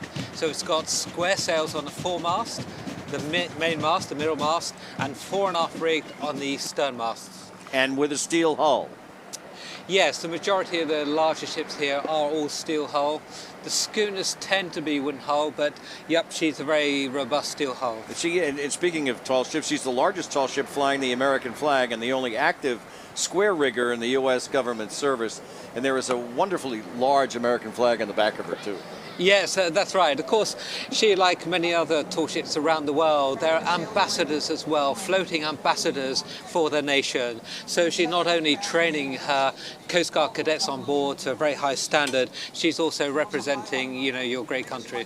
So this begins this parade of sail, and the very first part of this, Flotilla 1, they are ships from this area, this region. They're all the United States ships from the region, so they'll be heading that. There's Roseway, Adventure, Thomas E. Lannon behind, all fantastic, lovely wooden schooners. You know what you're looking at here, but for the people at home who don't know some of the special things that they can look at that are interesting about this ship in particular, since that's the one we're looking at, why don't you take us through it?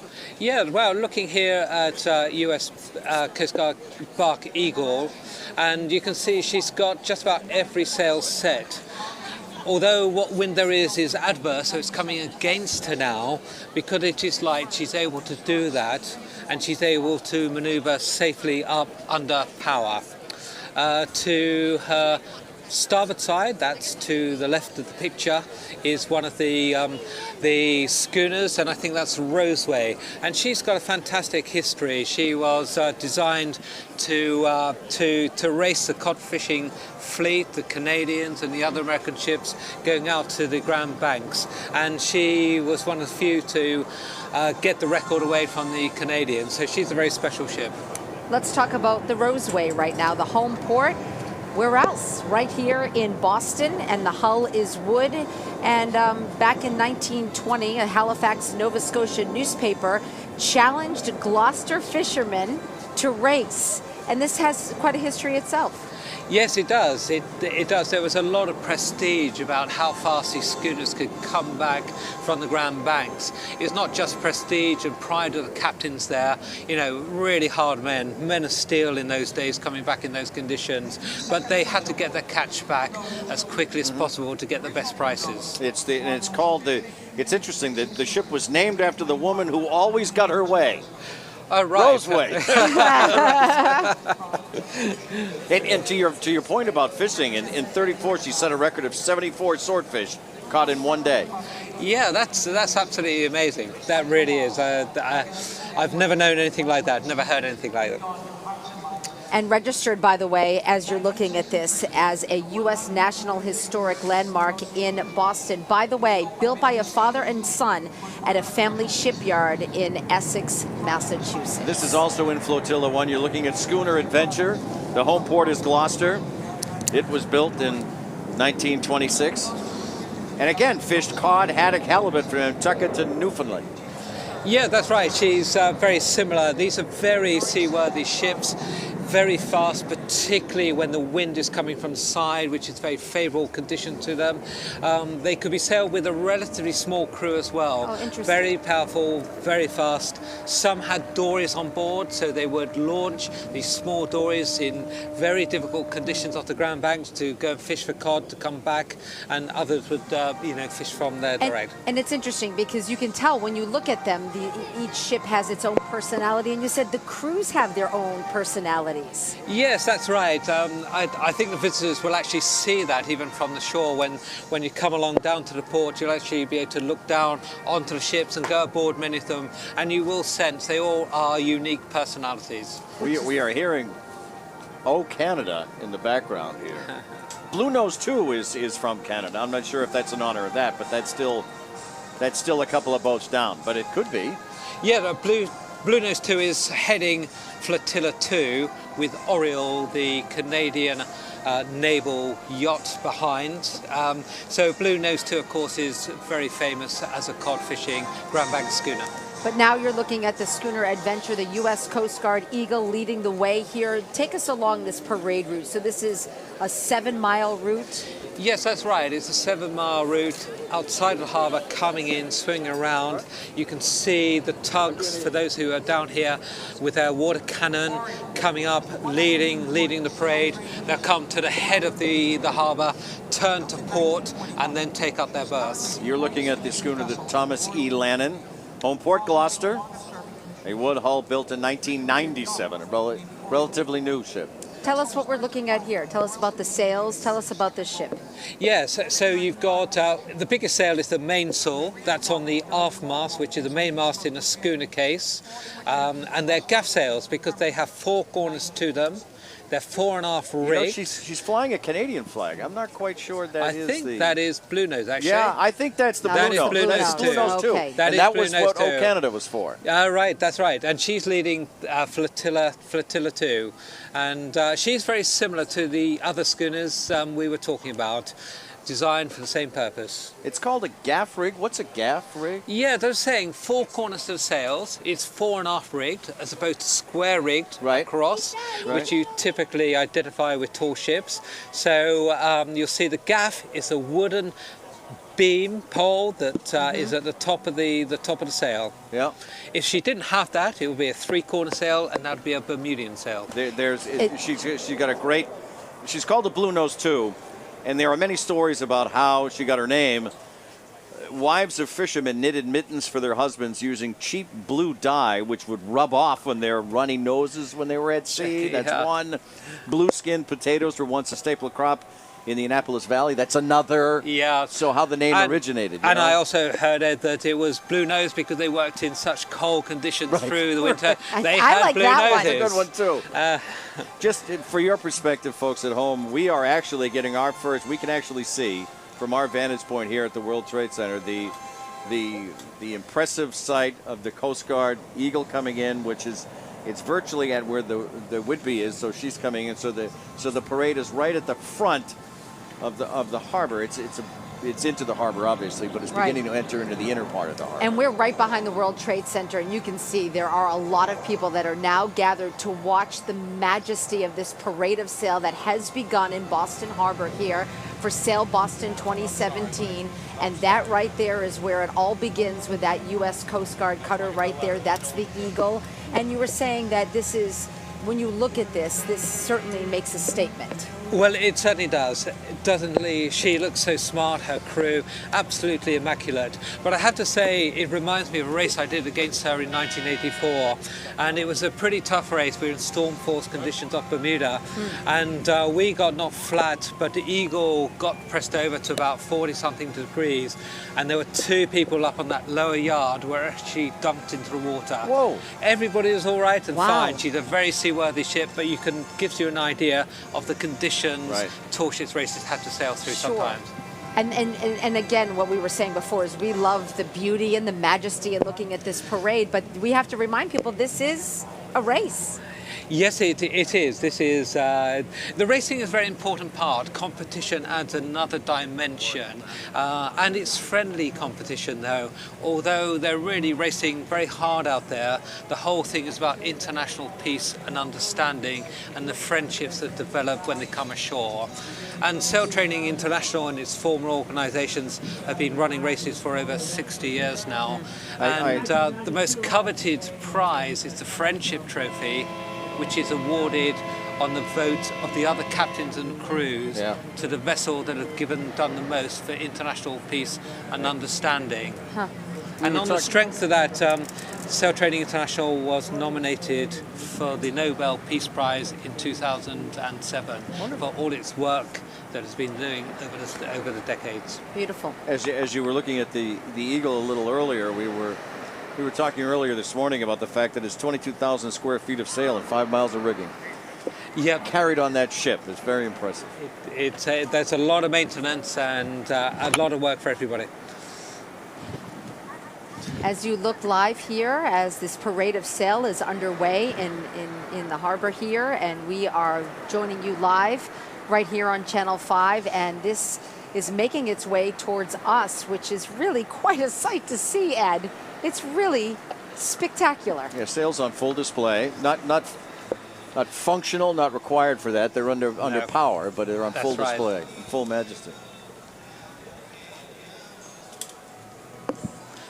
Okay, and here we see Oriole. That's a Canadian naval yacht. As I said earlier, she's come all the way around from Vancouver, had a real rough trip all the way around via the Panama, but she joined us in Bermuda, and it's good to see those guys. So for you, you keep flashing back to your races against some of these Yes, ships. exactly. I first came across Oriole in 1984 in Bermuda racing up, and so many memories. But she's a very capable, seaworthy yacht, and it's a great training platform for the Canadian cadets and midshipmen.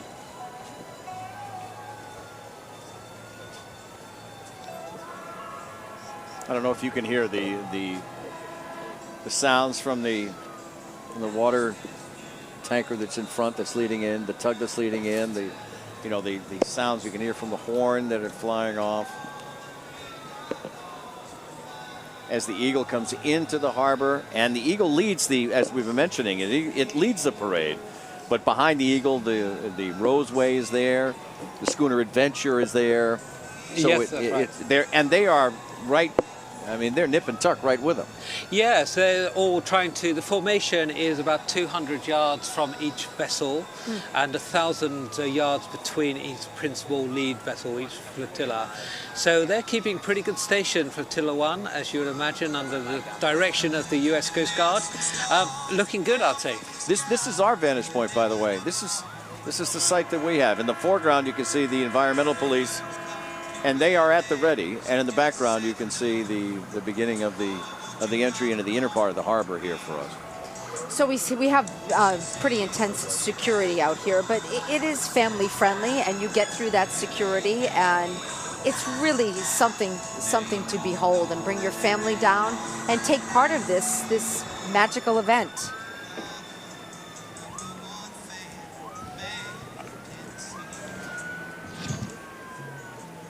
Doug Meehan's on. Doug, where are you? Have you shifted, or what position are you in? No, we're on Long Wharf, Ed, and I can just tell you, much to the delight of the hundreds of people that have gathered with us out here on Long Wharf, they're finally starting to see the tall ships make their way closer to the harbor, you can really get a shot of the bark Eagle making her way inbound. Really a dramatic sight as it starts to come at us head on with the 2 fireboats on either side spraying those welcoming cannons. It's really just awesome, and it was kind of not funny, but it was just kind of a nice scene earlier this morning as we were waiting on the delay because of the weather. There were a couple of Coast Guard boats that went by with a couple of about a handful of Coast Guardsmen on board, and everybody here on Long Wharf started giving them a round of applause, a real loud cheer, and I think it was twofold. One, certainly to celebrate the service of the men and women that are wearing the Coast Guard uniform, but I think they were just happy to see a boat go by, which was really kind of a nice thing given the delay, and they're cheering now for that as well. So we're fully underway here. They've got quite a ways to go, and I don't know if John can show the folks just to the left hand or both to the right hand side. Our camera left. There are boats all along that are anchored up, including some of the boats from the Boston Harbor Cruises and just the other pleasure cruises and pleasure crafts that have anchored up, and they're being kept from this parade route by the various law enforcement boats that are here on the water. So if anybody had decided to come out, they actually had to anchor in place and be in position way before the parade of sails started. So they're going to come in past our vantage point, down past East Boston, all the way down to Charlestown, and then do the loop back around us as they start to once get settled into their assigned dockage area throughout Boston Harbor. And that's kind of the neat thing about this, is that this is just the celebration of the first portion of this event. After the parade, then they get into their assigned slips, and then the folks get to then go and see and tour the boats and really get a chance to see them up close and personal. But it is well worth the wait. It has been a while due to the fact that if you're just joining us, we had some heavy, thick fog earlier this morning where you could not even see across the harbor. But now the fog has lifted. It's starting to burn off with the heating of the morning sun, and what a glorious sight it is. Now if we can just get them closer to the folks here on the pier here at Long Wharf, boy, they'll be much anticipating the final arrival, and they'll be rewarded for their patience of just hanging out and waiting. Ed and Maria, it really is quite a sight to see it head on as they approach, and I guess they can almost be seen really from a better vantage point from where you guys are over at the World Trade Center pier there, right? Yeah, perfectly, Doug. Yeah, they're on their way, Doug. Don't worry, they're coming. Yeah, and they're moving quite nicely now. In fact, just to give you an idea of what's happened here, when we first arrived this morning, you couldn't see Logan Airport from our vantage point, and now you can see the airport, and now you can see the ships clearly. So the parade has begun, and it's moving, and they're coming through. Paul Bishop is with us now, and he is the head of the race directorate. And Paul, we are seeing this Coast Guard cutter, and the American flag, and the parade of sail has begun, and it really is humbling almost. It's just beautiful. I've probably seen over 100 parade of sail, but it always sends a shiver through my spine. It really is just a fantastic sight. And to be here in Boston with the US Coast Guard Bark Eagle leading the parade, you know, we know some of the guys on board. It's just a really emotional sight. It is emotional, and you said that Boston is a wonderful port for everybody. This is a beautiful place for people to come. It is, yeah. They're a very friendly port, very friendly city, and the organisation, Sail Boston, has done a fantastic job and developed a really good relationship at looking after the ships and the crews since 1992. We've mentioned it before, but for people who may be joining us now, the Eagle is used as a floating classroom, right?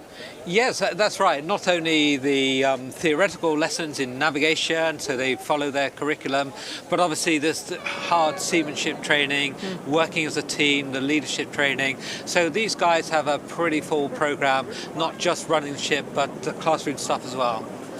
And let's talk about the crew on there and some of their duties and the things that they have to do to maintain this ship. Yes, well, that's there's an enormous. I mean, it's almost like a small village in itself on board, and you obviously have the master, the commanding officer, who is responsible for everything. He will have an executive officer, which is responsible for executing all the orders, and then you have various departments and responsibilities under that, including the bosun, who's looking after all the maintenance of the ship. You're watching Sail Boston on Channel 5. We're going to take a quick break. You enjoy the ships. We'll be right back.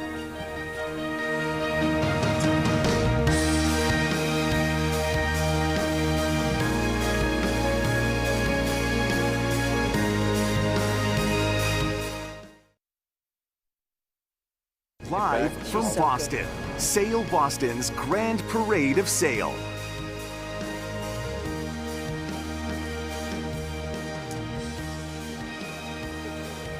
Welcome back, everybody, and you are feasting your eyes on the glory of the U.S. Coast Guard Eagle right there. It was taken as a prize from the Nazis after World War II, built in 1936, and this is what has begun the parade of sail for these tall ships today. And that leads Flotilla 1. In fact, she will lead into the harbor. She is well into the harbor now, beginning her search around for her final spot she'll slip into. Behind her is an interesting one, the Roseway. It has a colored sails. Yes, fairly traditional. Some of the traditional vessels do have these tan sails. It's just the old cloth, and they carry on that tradition. So it's kind of nice. Looks smart. Yeah, it's a different look. It does look smart. As I we're like doing. that. So, of course, that's the one we were just talking about. That home port is Boston. It's a schooner, and she's right behind the U.S. Coast Guard Eagle. Josh Brigadier is on Castle Island. Josh, describe what you're seeing from where you are. Oh, what a beautiful spot from here, and we have to thank the DCR folks for actually having a soundtrack going during all of this. When the Eagle came through, it was an emotional moment. They played the national anthem. Everyone stood and were singing as the Eagle came through, following, of course, the fire cannon coming through the fireboat. Then they came through with the Canadian ship. Now, you can see over my shoulder here, I'll step out of the way so you can take a look at the Picton Castle. This is Flotilla 3 coming through here, the Cook Islands ship. Nova Scotia coming through. What a gorgeous ship she is as she comes through. This Flotilla 3, a big gap, as you guys know, between 2 and 3. Everybody here expectant and waiting. A 179-footer. Of course, you guys can take it away and tell me a little bit more about this ship as we lead here to Flotilla 3. She was built as a fishing trawler. Her namesake castle is located in Wales, built in the 11th century, conscripted to the Royal Navy at the start of World War II as a minesweeper. Incredibly dangerous work, as you know. On one patrol, a mine lifted the 300-ton ship clean out of the water, but no damage occurred. Known as the Liberator of Norway, it was the first ship to sail into the port of Bergen, flying the Union Jack. Underwent a $2 million refit in '96, and under sail, her crew works 10 stories above deck, handling 175 different lines, 12,500 square feet of sail. Quite an impressive ship. And what's interesting about this ship, she's preparing for her 7th circumnavigation. Seventh. And that's going to be under the same master and owner, Captain Dan Morland. And I think that's a record, probably, certainly within the last 50 or to 100 years, for one captain to do 7 circumnavigations under sail. It is really magnificent when you look at that. And like Ed was saying, it was built as a fishing trawler. And the history to all of these ships and the backstory they're so fascinating and so unique. Yes, indeed, and this makes the tall ship special, I think. Many have different lives as pilot cutters, fishing vessels, private yachts, private ships, naval vessels, having a war experience, and the history is absolutely fascinating in all of these. And when we look at this, tell us who's on board. This is the crew, and they've worked hard to get here. Yeah, so that's right. Well, Picton Castle, and it's a really interesting point because sail training on tall ships is available to absolutely everybody, despite a financial situation or, physical disabilities. There are ships out there which will give everybody an experience to go sail training. Picton Castle is open again to everybody, and they have a civilian crew on board who have they're paying their way to have this unique experience. Of course, with the professional crew as well, who are all certificated and experienced to make sure everything is safe. It's our view from Castle Island. It's an interesting design. You know, you've got the two distinctive decks or a second level on top, which is interesting. Yes, you've got right at the front of the ship, you've got the forecastle, the higher part, which is where it needs to be higher because that's when the ships are going to the sea to keep that drier. Then in the middle, you've got the waist of the ship, the lower deck, where a lot of the work is done. And then the poop deck aft, which is raised, so typically the navigator can see and the helmsman can see and have a good line of sight. And this is not for speed, correct? No, she's not for speed, although she can give a good turn of speed in the right weather conditions. But as I said earlier, we have a unique ruler rating, a handicap system, so all these vessels can race fairly together, all these very diverse vessels. This is the Jolie Breeze. And talking of fast vessels, she is exceptionally fast. Exceptionally fast. Exceptionally. This is the Jolie Breeze. Yes. All right, Built let's in talk. 1913, she was designed as a pilot cutter, but she very soon went into private as a private yacht, and she won the first two famous Fastnet races. So she's got a real great ocean racing pedigree. It's got the term gaff cutter. What is a gaff cutter? Okay, again, the gaff sail, as you can see, the main sail has the four corners with a wooden yard, the spar on top of that. She actually has two foresails up here, which makes her a cutter. So two foresails. If she just had the one, she would be a sloop, basically. And then the final sail up on the top, that's the gaff topsail. And Paul, when you look at that, what do you think? What are some of the things that go through your mind Well, as an expert? I have to say, I know the boat well, I know the people, I know the captain. I've actually sailed on it, so many happy memories. She's based on the River Hamble, right at home, and it's just great to see these guys over here. She's run and owned by Dauncey School, which is a private school, which we call public in the UK, and so all their pupils get a chance. It's part of the curriculum to have one experience on board. But some of these pupils have sailed right across the Atlantic. She's a tough boat to sail across the Atlantic. That's a very big mainsail to handle. She's quite a wet boat as well, being quite low and sleek. So they have a tough experience at times, but they've done well. It seems small to handle the Atlantic. No, obviously no. Well, she's a really tough boat. She could go anywhere. She's designed for that. There was an adventurer, explorer called Tillman who used Bristol Channel pilot cutters, very similar to Jolie Breeze, for his expedition ships because they were strong, they were seaworthy and easy to handle. And when you're on that boat and you're participating in this parade of sail and you look out and you see the throngs of people dotting the landscape here, what goes through your mind? Well, especially if you've been at sea for the last 8 or 9 days, yes, and you're coming you're in, grateful. you can, and this warm welcome, everybody on the shoreline is giving all the waves, all the cheers.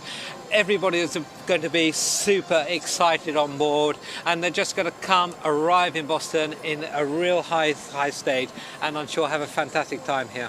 That is wonderful. And you are looking live as this parade of sail continues through our waters here in Boston. It was quite foggy. We weren't sure how this was going to look a few hours ago, but that fog, it's lifted. It's not clear, but it's lifted. Lifted enough that the parade of sail can begin, and they will come in and parade around the harbor, and they'll find their points where they'll slip into, and they'll be around the harbor for roughly a week or so. Paul, do you have any idea what this ship is? I'm trying to go I think we're looking at the Oliver Hazard Perry here. The Oliver Hazard Perry, yeah, okay. Built in 2016. She's a replica ship, really, and the largest civilian sailing school ship in the United States. 20 sails, 14,000 square feet of actual sail. She's a terrific new modern. It's the youngest vessel in the United States, isn't it? Yes, indeed. Out of Newport. Out of Newport as well. And this project was a long time in the making. I remember coming across to the Tall Ships Americas conferences, hearing first of all about the concept, and it's just a tremendous effort and success for this ship to be here parading into Boston on this very special occasion. And the Oliver Hazard Perry was named after a native Rhode Islander, a naval hero of the War of 1812. His most famous victory was over the British near Put-in-By, where he declared, "We have met the enemy and they are ours." That's right, I hear quite a lot about the 1812 War and here being an Englishman. I thought you might. And Paul, we're relying on you to this is Blue help Clipper. us with this. This is Blue Clipper, and she's recently been taken over by a British sail training charity called Maybe Sailing, and she's come all the way from London. She was built in 1991. She's a 3-masted schooner built on Newfoundland Grand Banks schooner line, so she's very seaworthy. She's quite luxurious below, actually, for a training vessel. She was built with luxury in mind initially, but the new owners are putting more berths in to give more young people the opportunity to sail on this special ship. And when you say built with luxury mind, what do you mean by that? Well, compared with other sail training vessels, so if you look at Jolly Breeze, for example, which we've just last seen, right. You know, they have small bunks, it's all pretty cramped. Where on Blue Clipper, they have cabins for, 2, 3 and 4 people, ensuite most of them. So that's luxury for a sail training tall ship. Just to mention the chain of ownership, it was built in Sweden. It was owned by the famous brandy company Hennessy at one point in its life. Yes, that's right. She sailed out to Far East on some sponsorship exercise. That's what she was designed for. But it's just great to see her being put to good use, training young people, giving them a wonderful experience of sail training adventure at sea. And brought the first load of cognac from France to Shanghai in 1872. And you were one of those young people, and that's what brought you here, and that's where you are today. And was it the lure of the sea? Was it the way these ships looked? What was it? I think it was so many things. It's certainly the lure of the sea. I've got seafaring ancestry going back to the 1600s on one side of the family, but no, it's very much it's a camaraderie and a team relationship you build up. As a young 14-year-old, it was just enormous fun, adventures, going out in rough weather, getting through really hard times, feeling seasick, all those really tough things. Oh, you like that part. Well, you can it's have good. that. It's good when you come out the other side and you've done it with your mates. There's a prize at the end. Yeah. And the prize is what you're looking at right here, to be aboard on one of those ships and to be on this side of it looking out. It is just spectacular. Words to live by, coming out the other end. That's very good. Folks, normally our program was going to take you till noon, but because of the delayed start, we're going to go until 1. Do you want to? Shall we? I think this is Shall lovely. we? I don't want to be anywhere else. All right, I love this. We're going to take a break. Enjoy the sail. We'll be right back.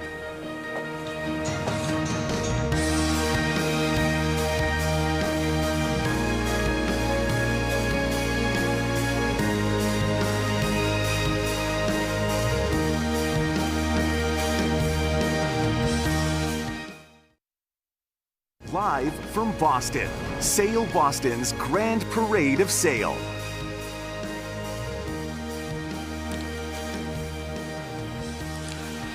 After a slight delay, the Grand Parade of Sail is underway on what is rapidly becoming a lovely Saturday morning / into the afternoon.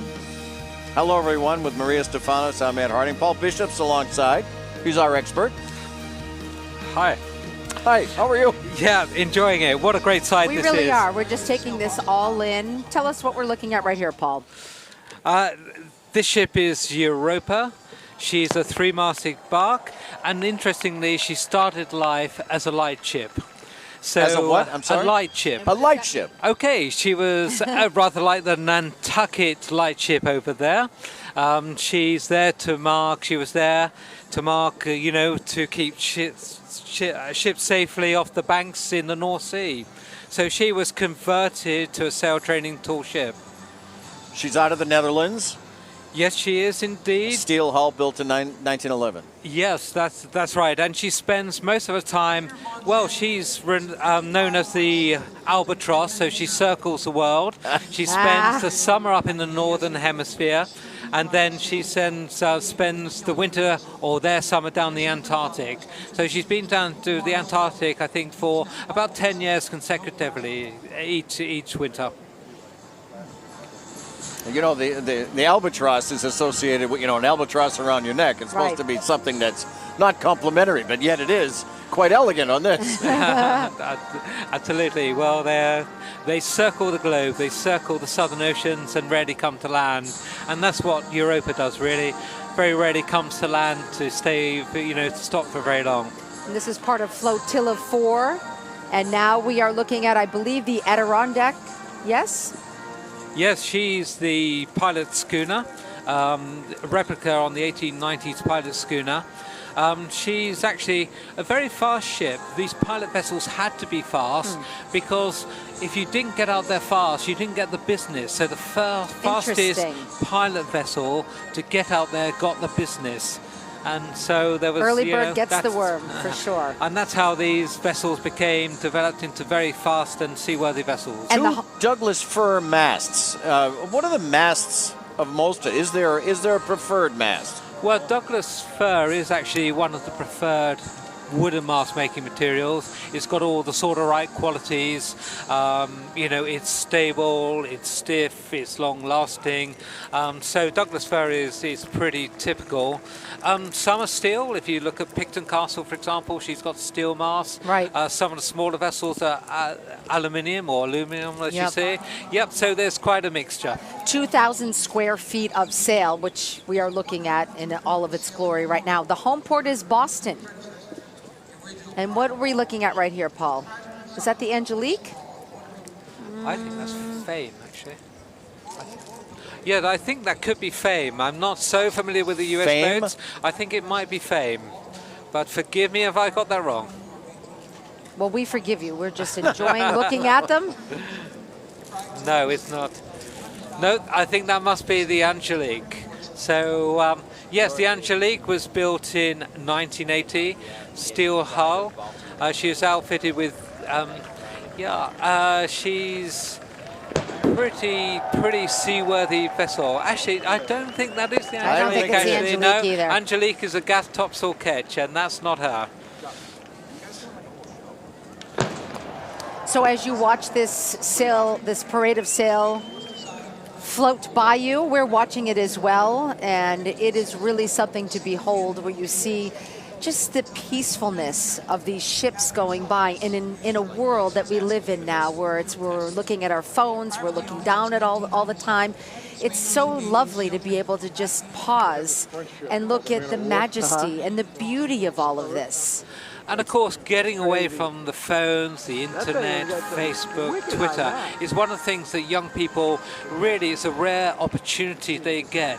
So some of these young people have been at sea for 4 weeks at a time, no Wi-Fi, no internet, and in the evaluations and research that takes place when they come off the vessels, they say that's probably one of the most amazing things that happen to them. They really enjoy the weather, they're at one with the environment, they have more time for each other. They enjoy life. Exactly. So this is one of the huge benefits in today's world of a sail training voyage that any young person can do. All they need to go on is sailonboard.com website, and there's sail training going on around the world at all times of the hour. And when you say young people, right, what do you mean? What are you talking about for ages? Okay, it's usually the minimum is about 14 or 15, but Wow. some vessels do run programs for younger age groups. And as part of the rule for the tall ships races, we say at least 50% should be between the ages of 15 and 25. Interesting. Why is that? Because it's really very much a youth event to get young people from around the world, different nations, to make friends, especially ashore, and to spread international peace and understanding. But of course, there are opportunities for everyone, and as long as somebody's they're young at heart and have a sense of adventure. We're young at heart. Absolutely. Look at that picture, though. This is 2017, and that picture could have been 2000 when it was here. What year? Oh, it could have been 2000. It could have been 1817. 200 years ago. Right. Yeah. And it's the same thing. Yeah, it is. It truly is. It could be a historical site, and it's just wonderful to see the ships coming up with and able to set pretty much full sail as well. A wonderful sight.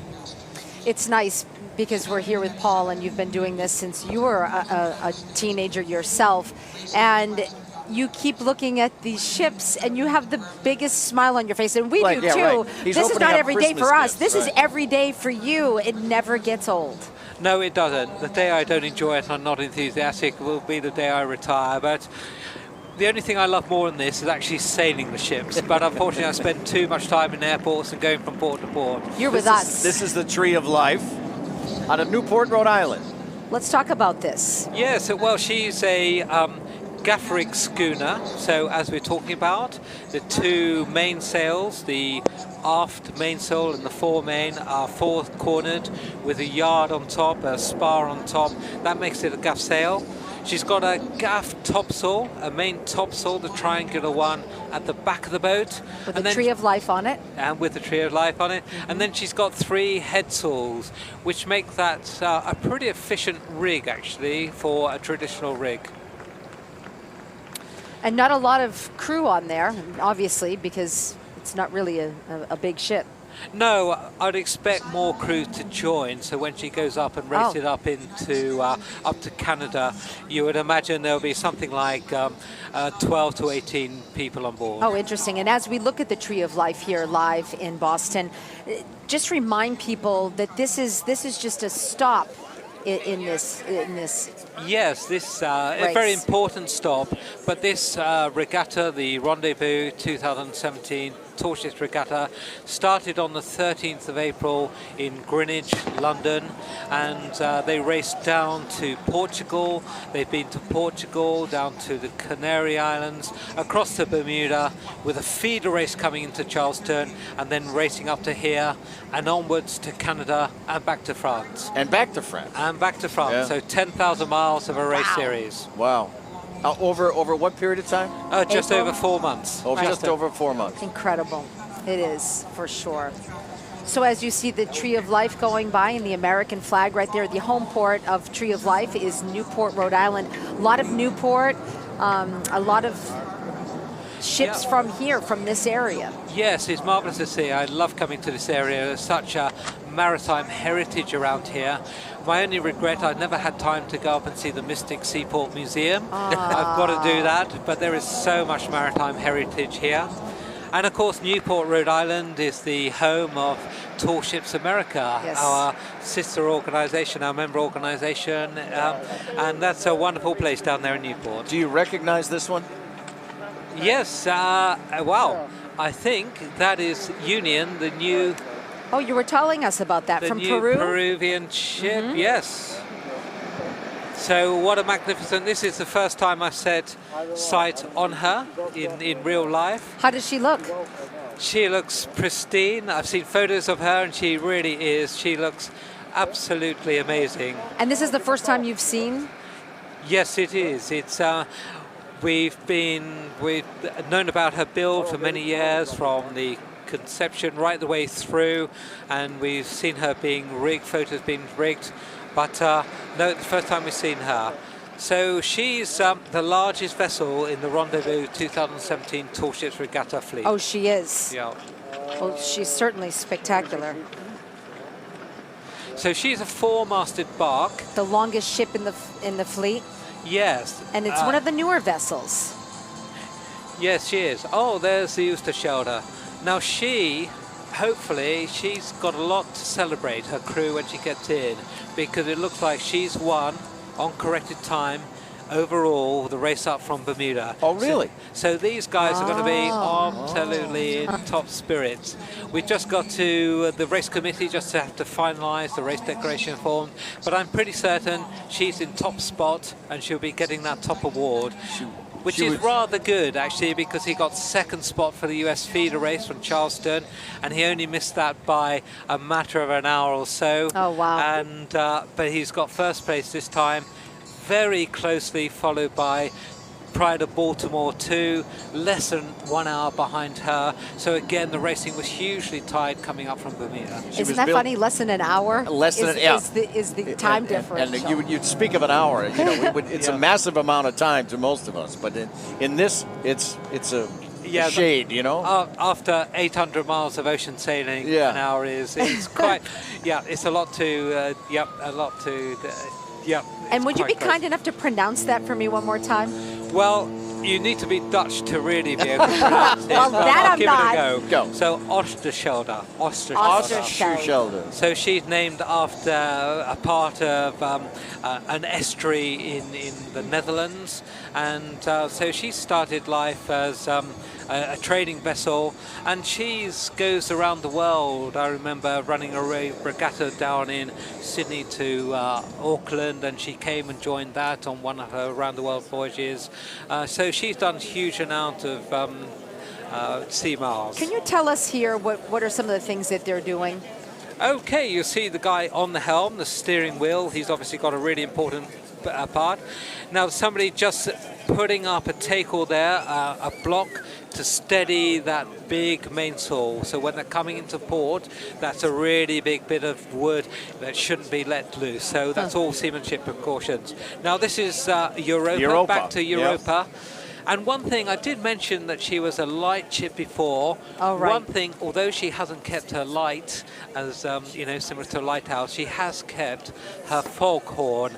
And hopefully, at some stage, because it's just so deep and loud and unmistakable, I hope she sounds her foghorn. An impressive sight, and they come into the harbor, though. This is very impressive. Yes, and Klaus Gastra, the captain of Europa, always puts on a great spectacle. He's always got a lot of He's a bit of a showman. He is, in a nice, very understated way himself. He's a marvelous man. One of the most experienced captains on a tall ship. Again, it's a bark, right? As I recall, you said a three-masted bark. Built in 1911.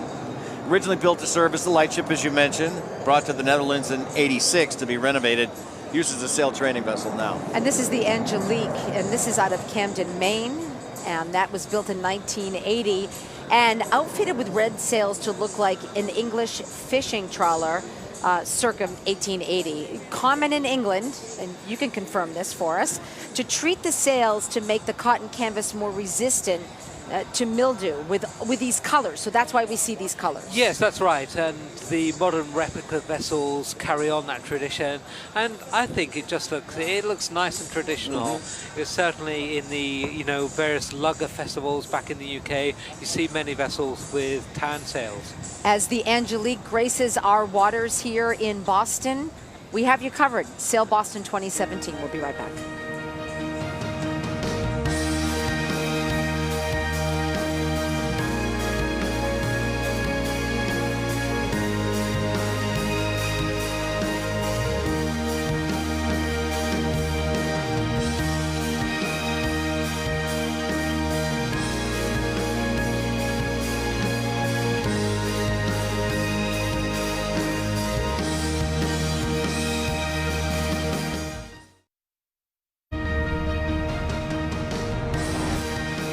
Years old. Such a boy. In your heart, I like you're the 6 years old. I love that about you. Welcome back, everybody. We are here alongside Ed Harding and Paul Bishop, who is the head of the race directorate. It's funny, Ed just said a really charming, wonderful thing. He said, I like the big ones. I like the big ships. I like the big That's ones. what I like. And I like the small, sleek ones. I love them all. They're all spectacular. But that's a classic statement. It is. They all have their characters. They do. But no doubt the very large Class A tall ships are really the most impressive and what most people associate tall ships with. But we do have a saying, which the Australians invented actually, because we do allow smaller vessels to take part in tall ships races. You don't have to be big to be tall. And so we're very much about very good. Getting smaller sail training vessels involved in this event. Do you recognize this one as she comes in? I think, yes, that's the Guayas from Ecuador, and she's a three-masted bark. participated in our races a number of times, last in Europe in 2015. She's the one with a great band on board, really great jazz band. There you go. So you said, and it's worth reminding people that each ship, of course, when you look at it, has its own personality. The crew has its own personality, and it's reflective in what you see when you look at these ships. Absolutely. When they come into port, it'll be reflective in what you hear. Oh, I think that was prior to Baltimore 2, just letting go a cannon. Very impressive. And then what's impressive to me is this: the crew on each level. On each yard. Each yard. Yes. All the way to the top of this ship. Yep. And as I said before, that was a mark of respect to a foreign port when a ship used to come in, because it meant they weren't there, the crew down below manning the cannon. So, and that's a great tradition today. And I must admit, most of the South American ships do this really well. And she is one of 4 Near sisters. There's Cuauhtémoc from Mexico, Simon Bolivar from Venezuela, and also Gloria from Colombia, all built in Spain around the same time, and they're floating embassies for their South American countries. They carry 120 sailors, 80 cadets under the leadership of 35 officers. Is that a normal size for a ship this large? Yeah, I think it's actually larger. The South American ships do make opportunity of getting as many on board as possible. Sure. And like you said, participates in these tall ship regattas simply as an ambassador of its country, and that is Ecuador. Yes, that's right. So she is a floating embassy. You can see by that huge Ecuadorian flag at her stern. So she'll run, when she comes in here, she'll host a number of ambassadorial receptions, liaise with the politicians here, and that's a very important part of her role. But the most important, of course, to train her military cadets in training for the Ecuadorian Navy.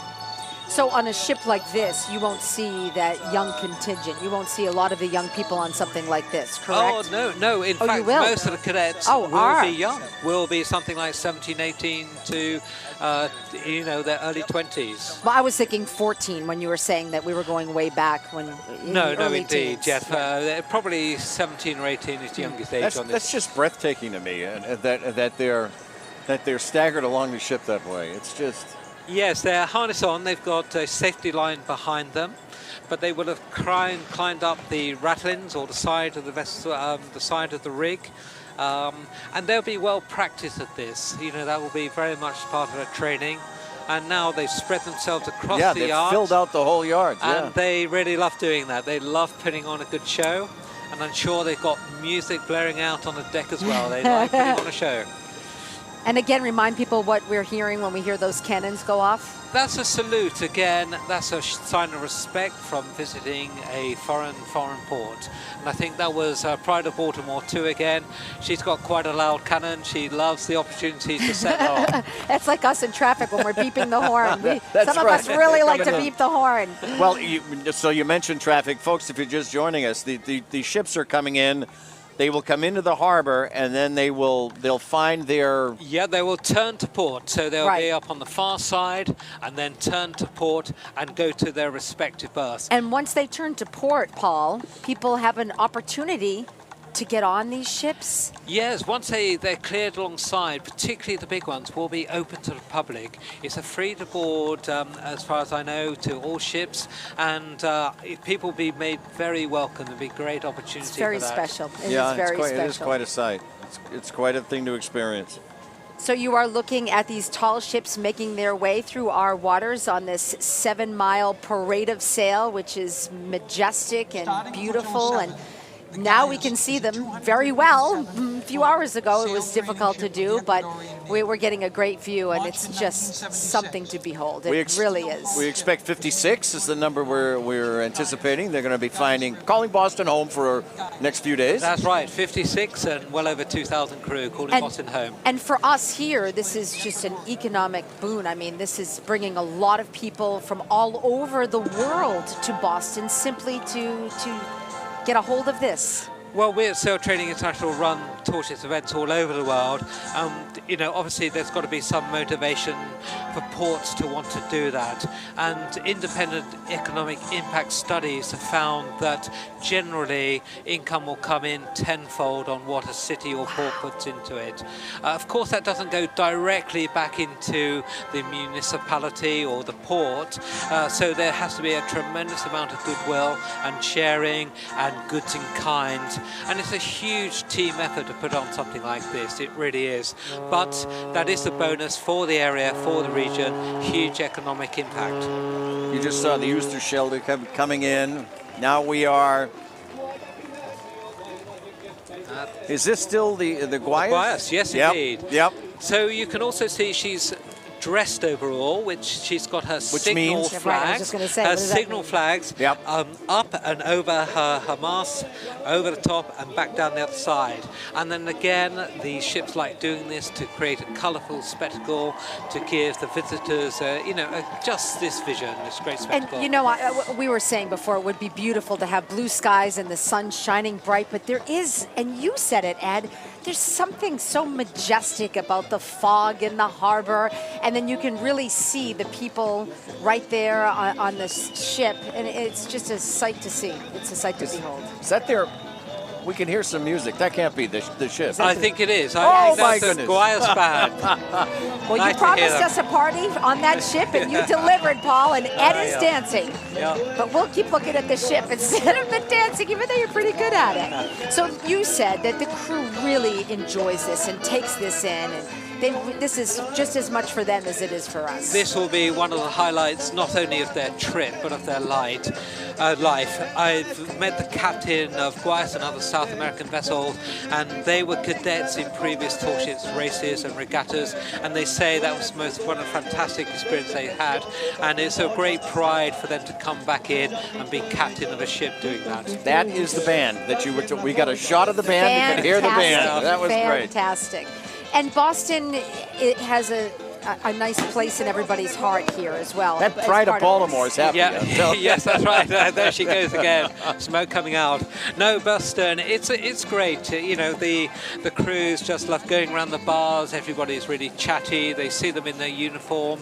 They want to engage. Many get free beers. They insist on buying them a free beer. They just love it here. That is the pride of Baltimore. You can distinctive color. And she's a really striking ship. She's one of the fastest in the fleet, one of certainly fastest traditional vessels. She had this amazing run, as I said earlier, from Charleston into Bermuda on the feeder race. She was doing 11 or 12 knots most of the way. She's particularly striking. She's a clipper ship, one of the original Baltimore clippers, with a very fine bow and this distinctive raked mast. Very, very fast indeed and very able. So the home port is, as you would suspect, Baltimore.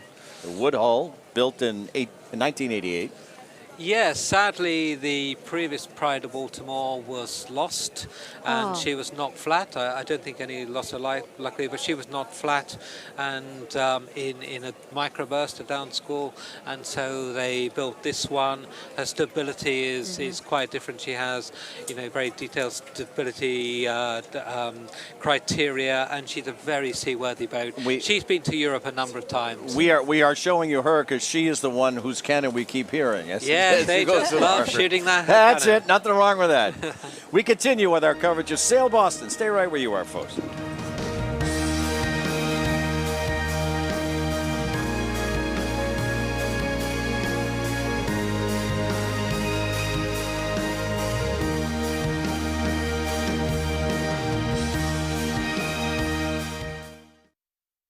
Live from Boston, Sail Boston's Grand Parade of Sail. I think in the 80s with his sons, and now his sons are co-skipper. Welcome back to our coverage of Sail Boston. No, go ahead. We're Keep going, Paul. We're just You're listening to Pulp Fiction. We're just enjoying stories as the ships come into the harbor. Yeah, I was just saying this. The smallest vessel in the fleet is just here behind off the shoulder, Regina Germania from Germany. And I remember her from the 1980s in the Baltic when their late father, family-owned yacht, used to take part in tall ships races.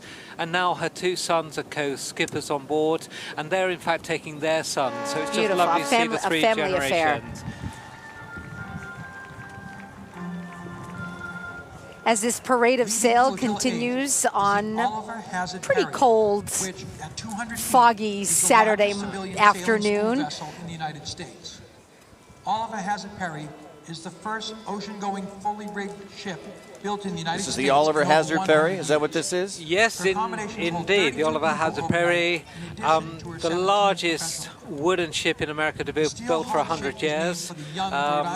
She's, truly an awesome project. And as I said earlier, you know, this program has been going on, I think, from 10 years. I seem to remember hearing about her.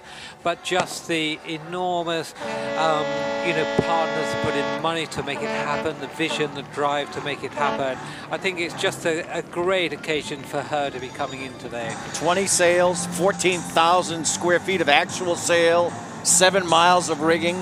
Yeah, that's a lot to keep all the crew really busy. It keeps them strong. They have to do teamwork, work together. You know, that's what sail training is really good for, teamwork. And as I said before, anybody who's excited about this, would love to get on one of these ships, just go on to sailonboard.com. Sailonboard.com. Sailonboard.com? That's right, okay. Yes. Just making sure. The first ocean-going full-rig ship to be built in the U.S. in over 100 years. Yes, an amazing feat. She really is. And yes, after a very famous American person. But I won't go into the 1812 war too much, being an Englishman. And clearly going by Castle Island right now. And let's get back on one of these ships with our lovely meteorologist, Cindy Fitzgibbon. And Cindy, you've been there, and I guarantee you have your sea legs now. You're on the Lynx. I sure am. We are on the tall ship Lynx, and we have been cruising around for a while. But for the first time since we left, we can actually see the city now. So we are getting closer. You guys, we can see the city now. Yeah. All right. We are anxious. We have been coming in, you said, about 6 knots so far, but we're about to slow down. Yeah, so the parade marshal has coordinated to a 6-knot boat speed, keeping 1,000 yards between each flotilla. There are 14 flotillas, and that keeps a nice spacing so we don't stack up. But they've already alerted us that we'll have to slow down to 4.5 knots as the ships begin to come and crowd in around Old Ironsides, where we will do our turn at the Charleston Navy Shipyard. And I understand we'll do a salute then as well. Yes. Yes.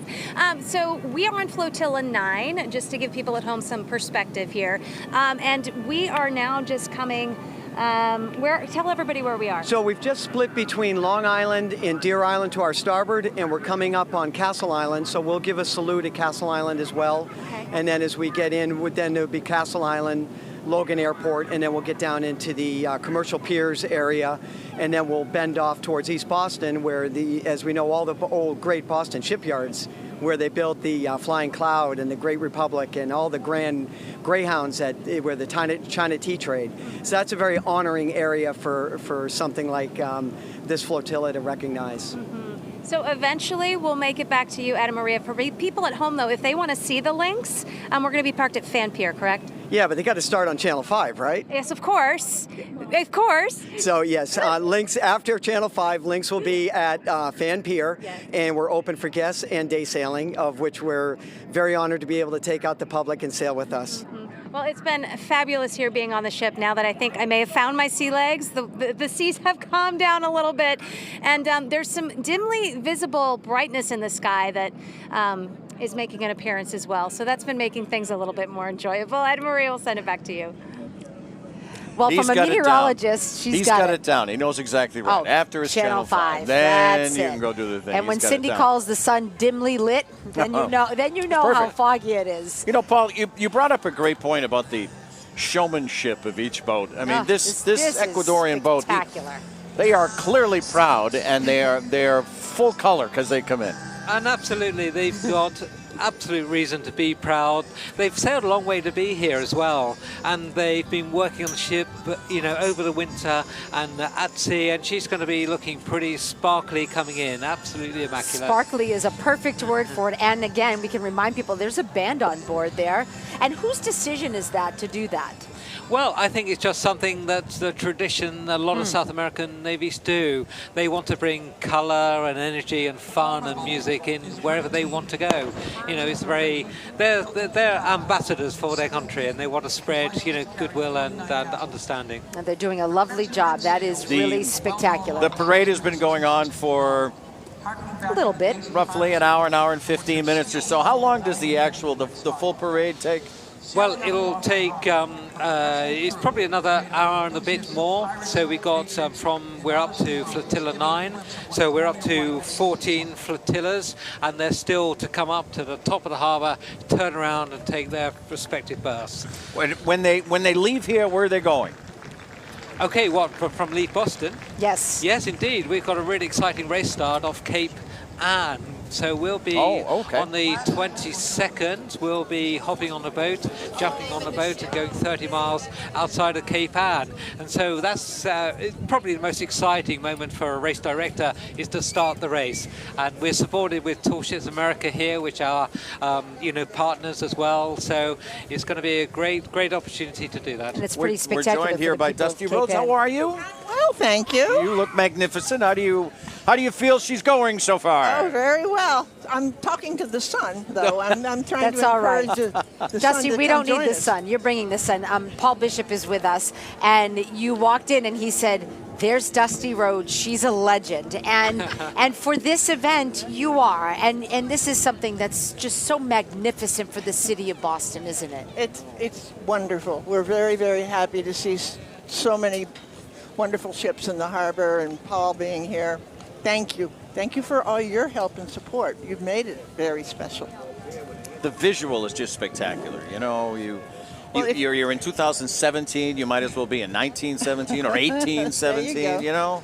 Well, I think we have Guayas coming up here. Oh, we've been and talking Guayas, about that. We've been entertained by them. Their sailors should be in the arts. Yeah, right. They traditionally are, so we'll see. And Dusty, what does this mean for the city of Boston? What does this do for our city? Well, we're one of the few cities in the world where you can go and visit the ships for free. Can you just say that one more time? Because I think that's really important. It is for free. To my knowledge, we're the only port on the East Coast where you can visit for free. And I can't speak for all of Europe, but most ports charge, and we don't. Right, Paul? Yes, certainly in the States, I think it's unique or unusual. In Europe, there is free to board as well, but it is Sail Boston is very special for us and the ships because of that. In the foreground, Paul, we would have, I know in the background what we have. That's Picton Castle. There you go. Yeah, started life as a fishing trawler, converted. She did a time as a minesweeper, saw some action in the Second World War. The first ship to come in to liberate Bergen in Norway, and she's planning for her 7th circumnavigation. So quite an amazing track record. So Dusty, take us through what's going to happen next. So we have the Parade of Sail, and then what? Well, then actually the flyover is now scheduled for the end of the parade, which will be exciting. The Navy flyover, which was going to have happened on the front end, but now it's on the rear end.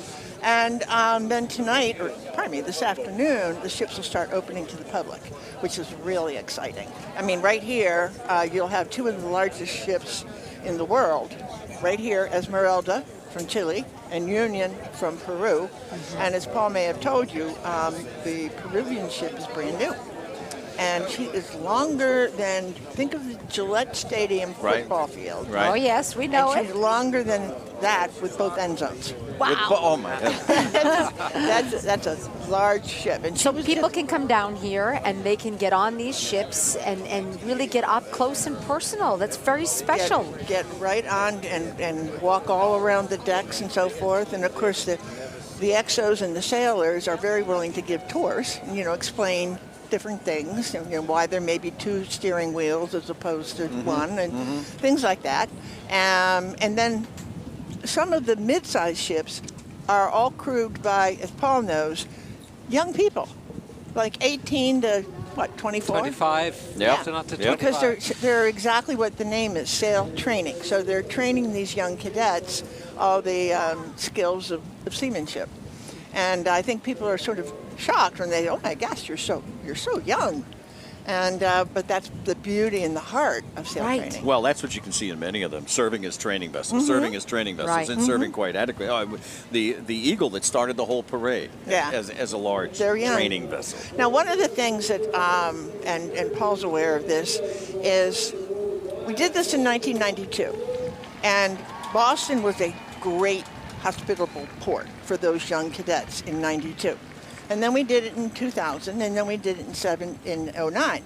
My point is the young crew person for like the Chilean Navy, that cadet had a great time in the city of Boston, is now perhaps the commandant or the naval attaché or the commander. What a great... So they remember. Sure. They remember. In fact, I'm going to tell you a little story about, see this ship here? I noticed your necklace. I Okay. did indeed. This, the captain of the Gloria, who was in the Outer Sound the night before the Parade of Sail in 1992, fell sick. I think it was appendicitis.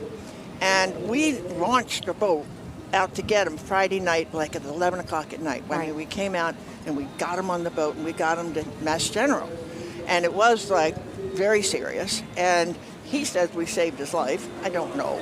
But then they gave me this replica of the ship, which I was very fortunate to have. But my point is, things like that, they remember. They remember how they're treated in Boston. And that's what Paul was saying to us before, that this is such a hospitable place, that they love to be here, that this is a highlight.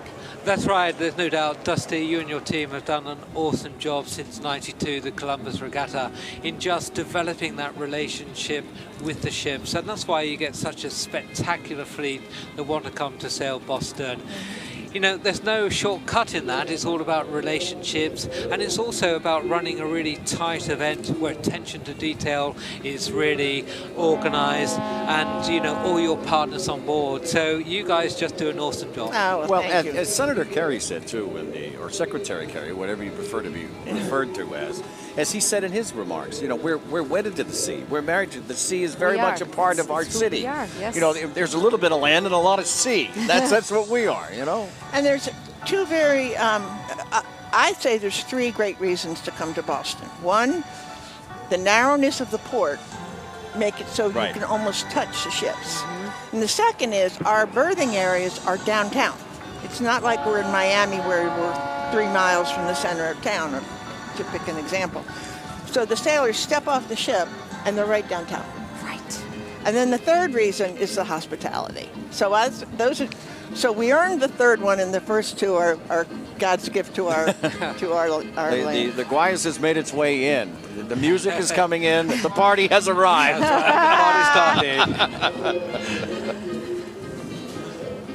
It's really been an incredible day. It began with fog, and things got a little delayed, Dusty. Sorry about that. But you know what? The show has been spectacular. Magnificent. This parade of sail does not disappoint. Let's talk about this lovely boat Okay, right here. and that's the three-masted topsail schooner Golden Leo from the Netherlands, and she was converted in around 2010 as a sailing ship. And she's owned by two couples, actually, two really lovely youngish couples, two captains and two to the wives of partners who run the business, and they just run some wonderful sail training on board. For a young person to go on board the Golden Leo, you won't get a better sort of sail training and warmer and friendly experience. The name Golden Leo stands for Golden Lion. Hey, Paul, would you do me a favor, because you have such a lovely accent? Would you throw it to commercial for us, please? A commercial? Yeah. You have to just say, we'll be back after this. We'll be back, Channel 5. Wow, pretty good.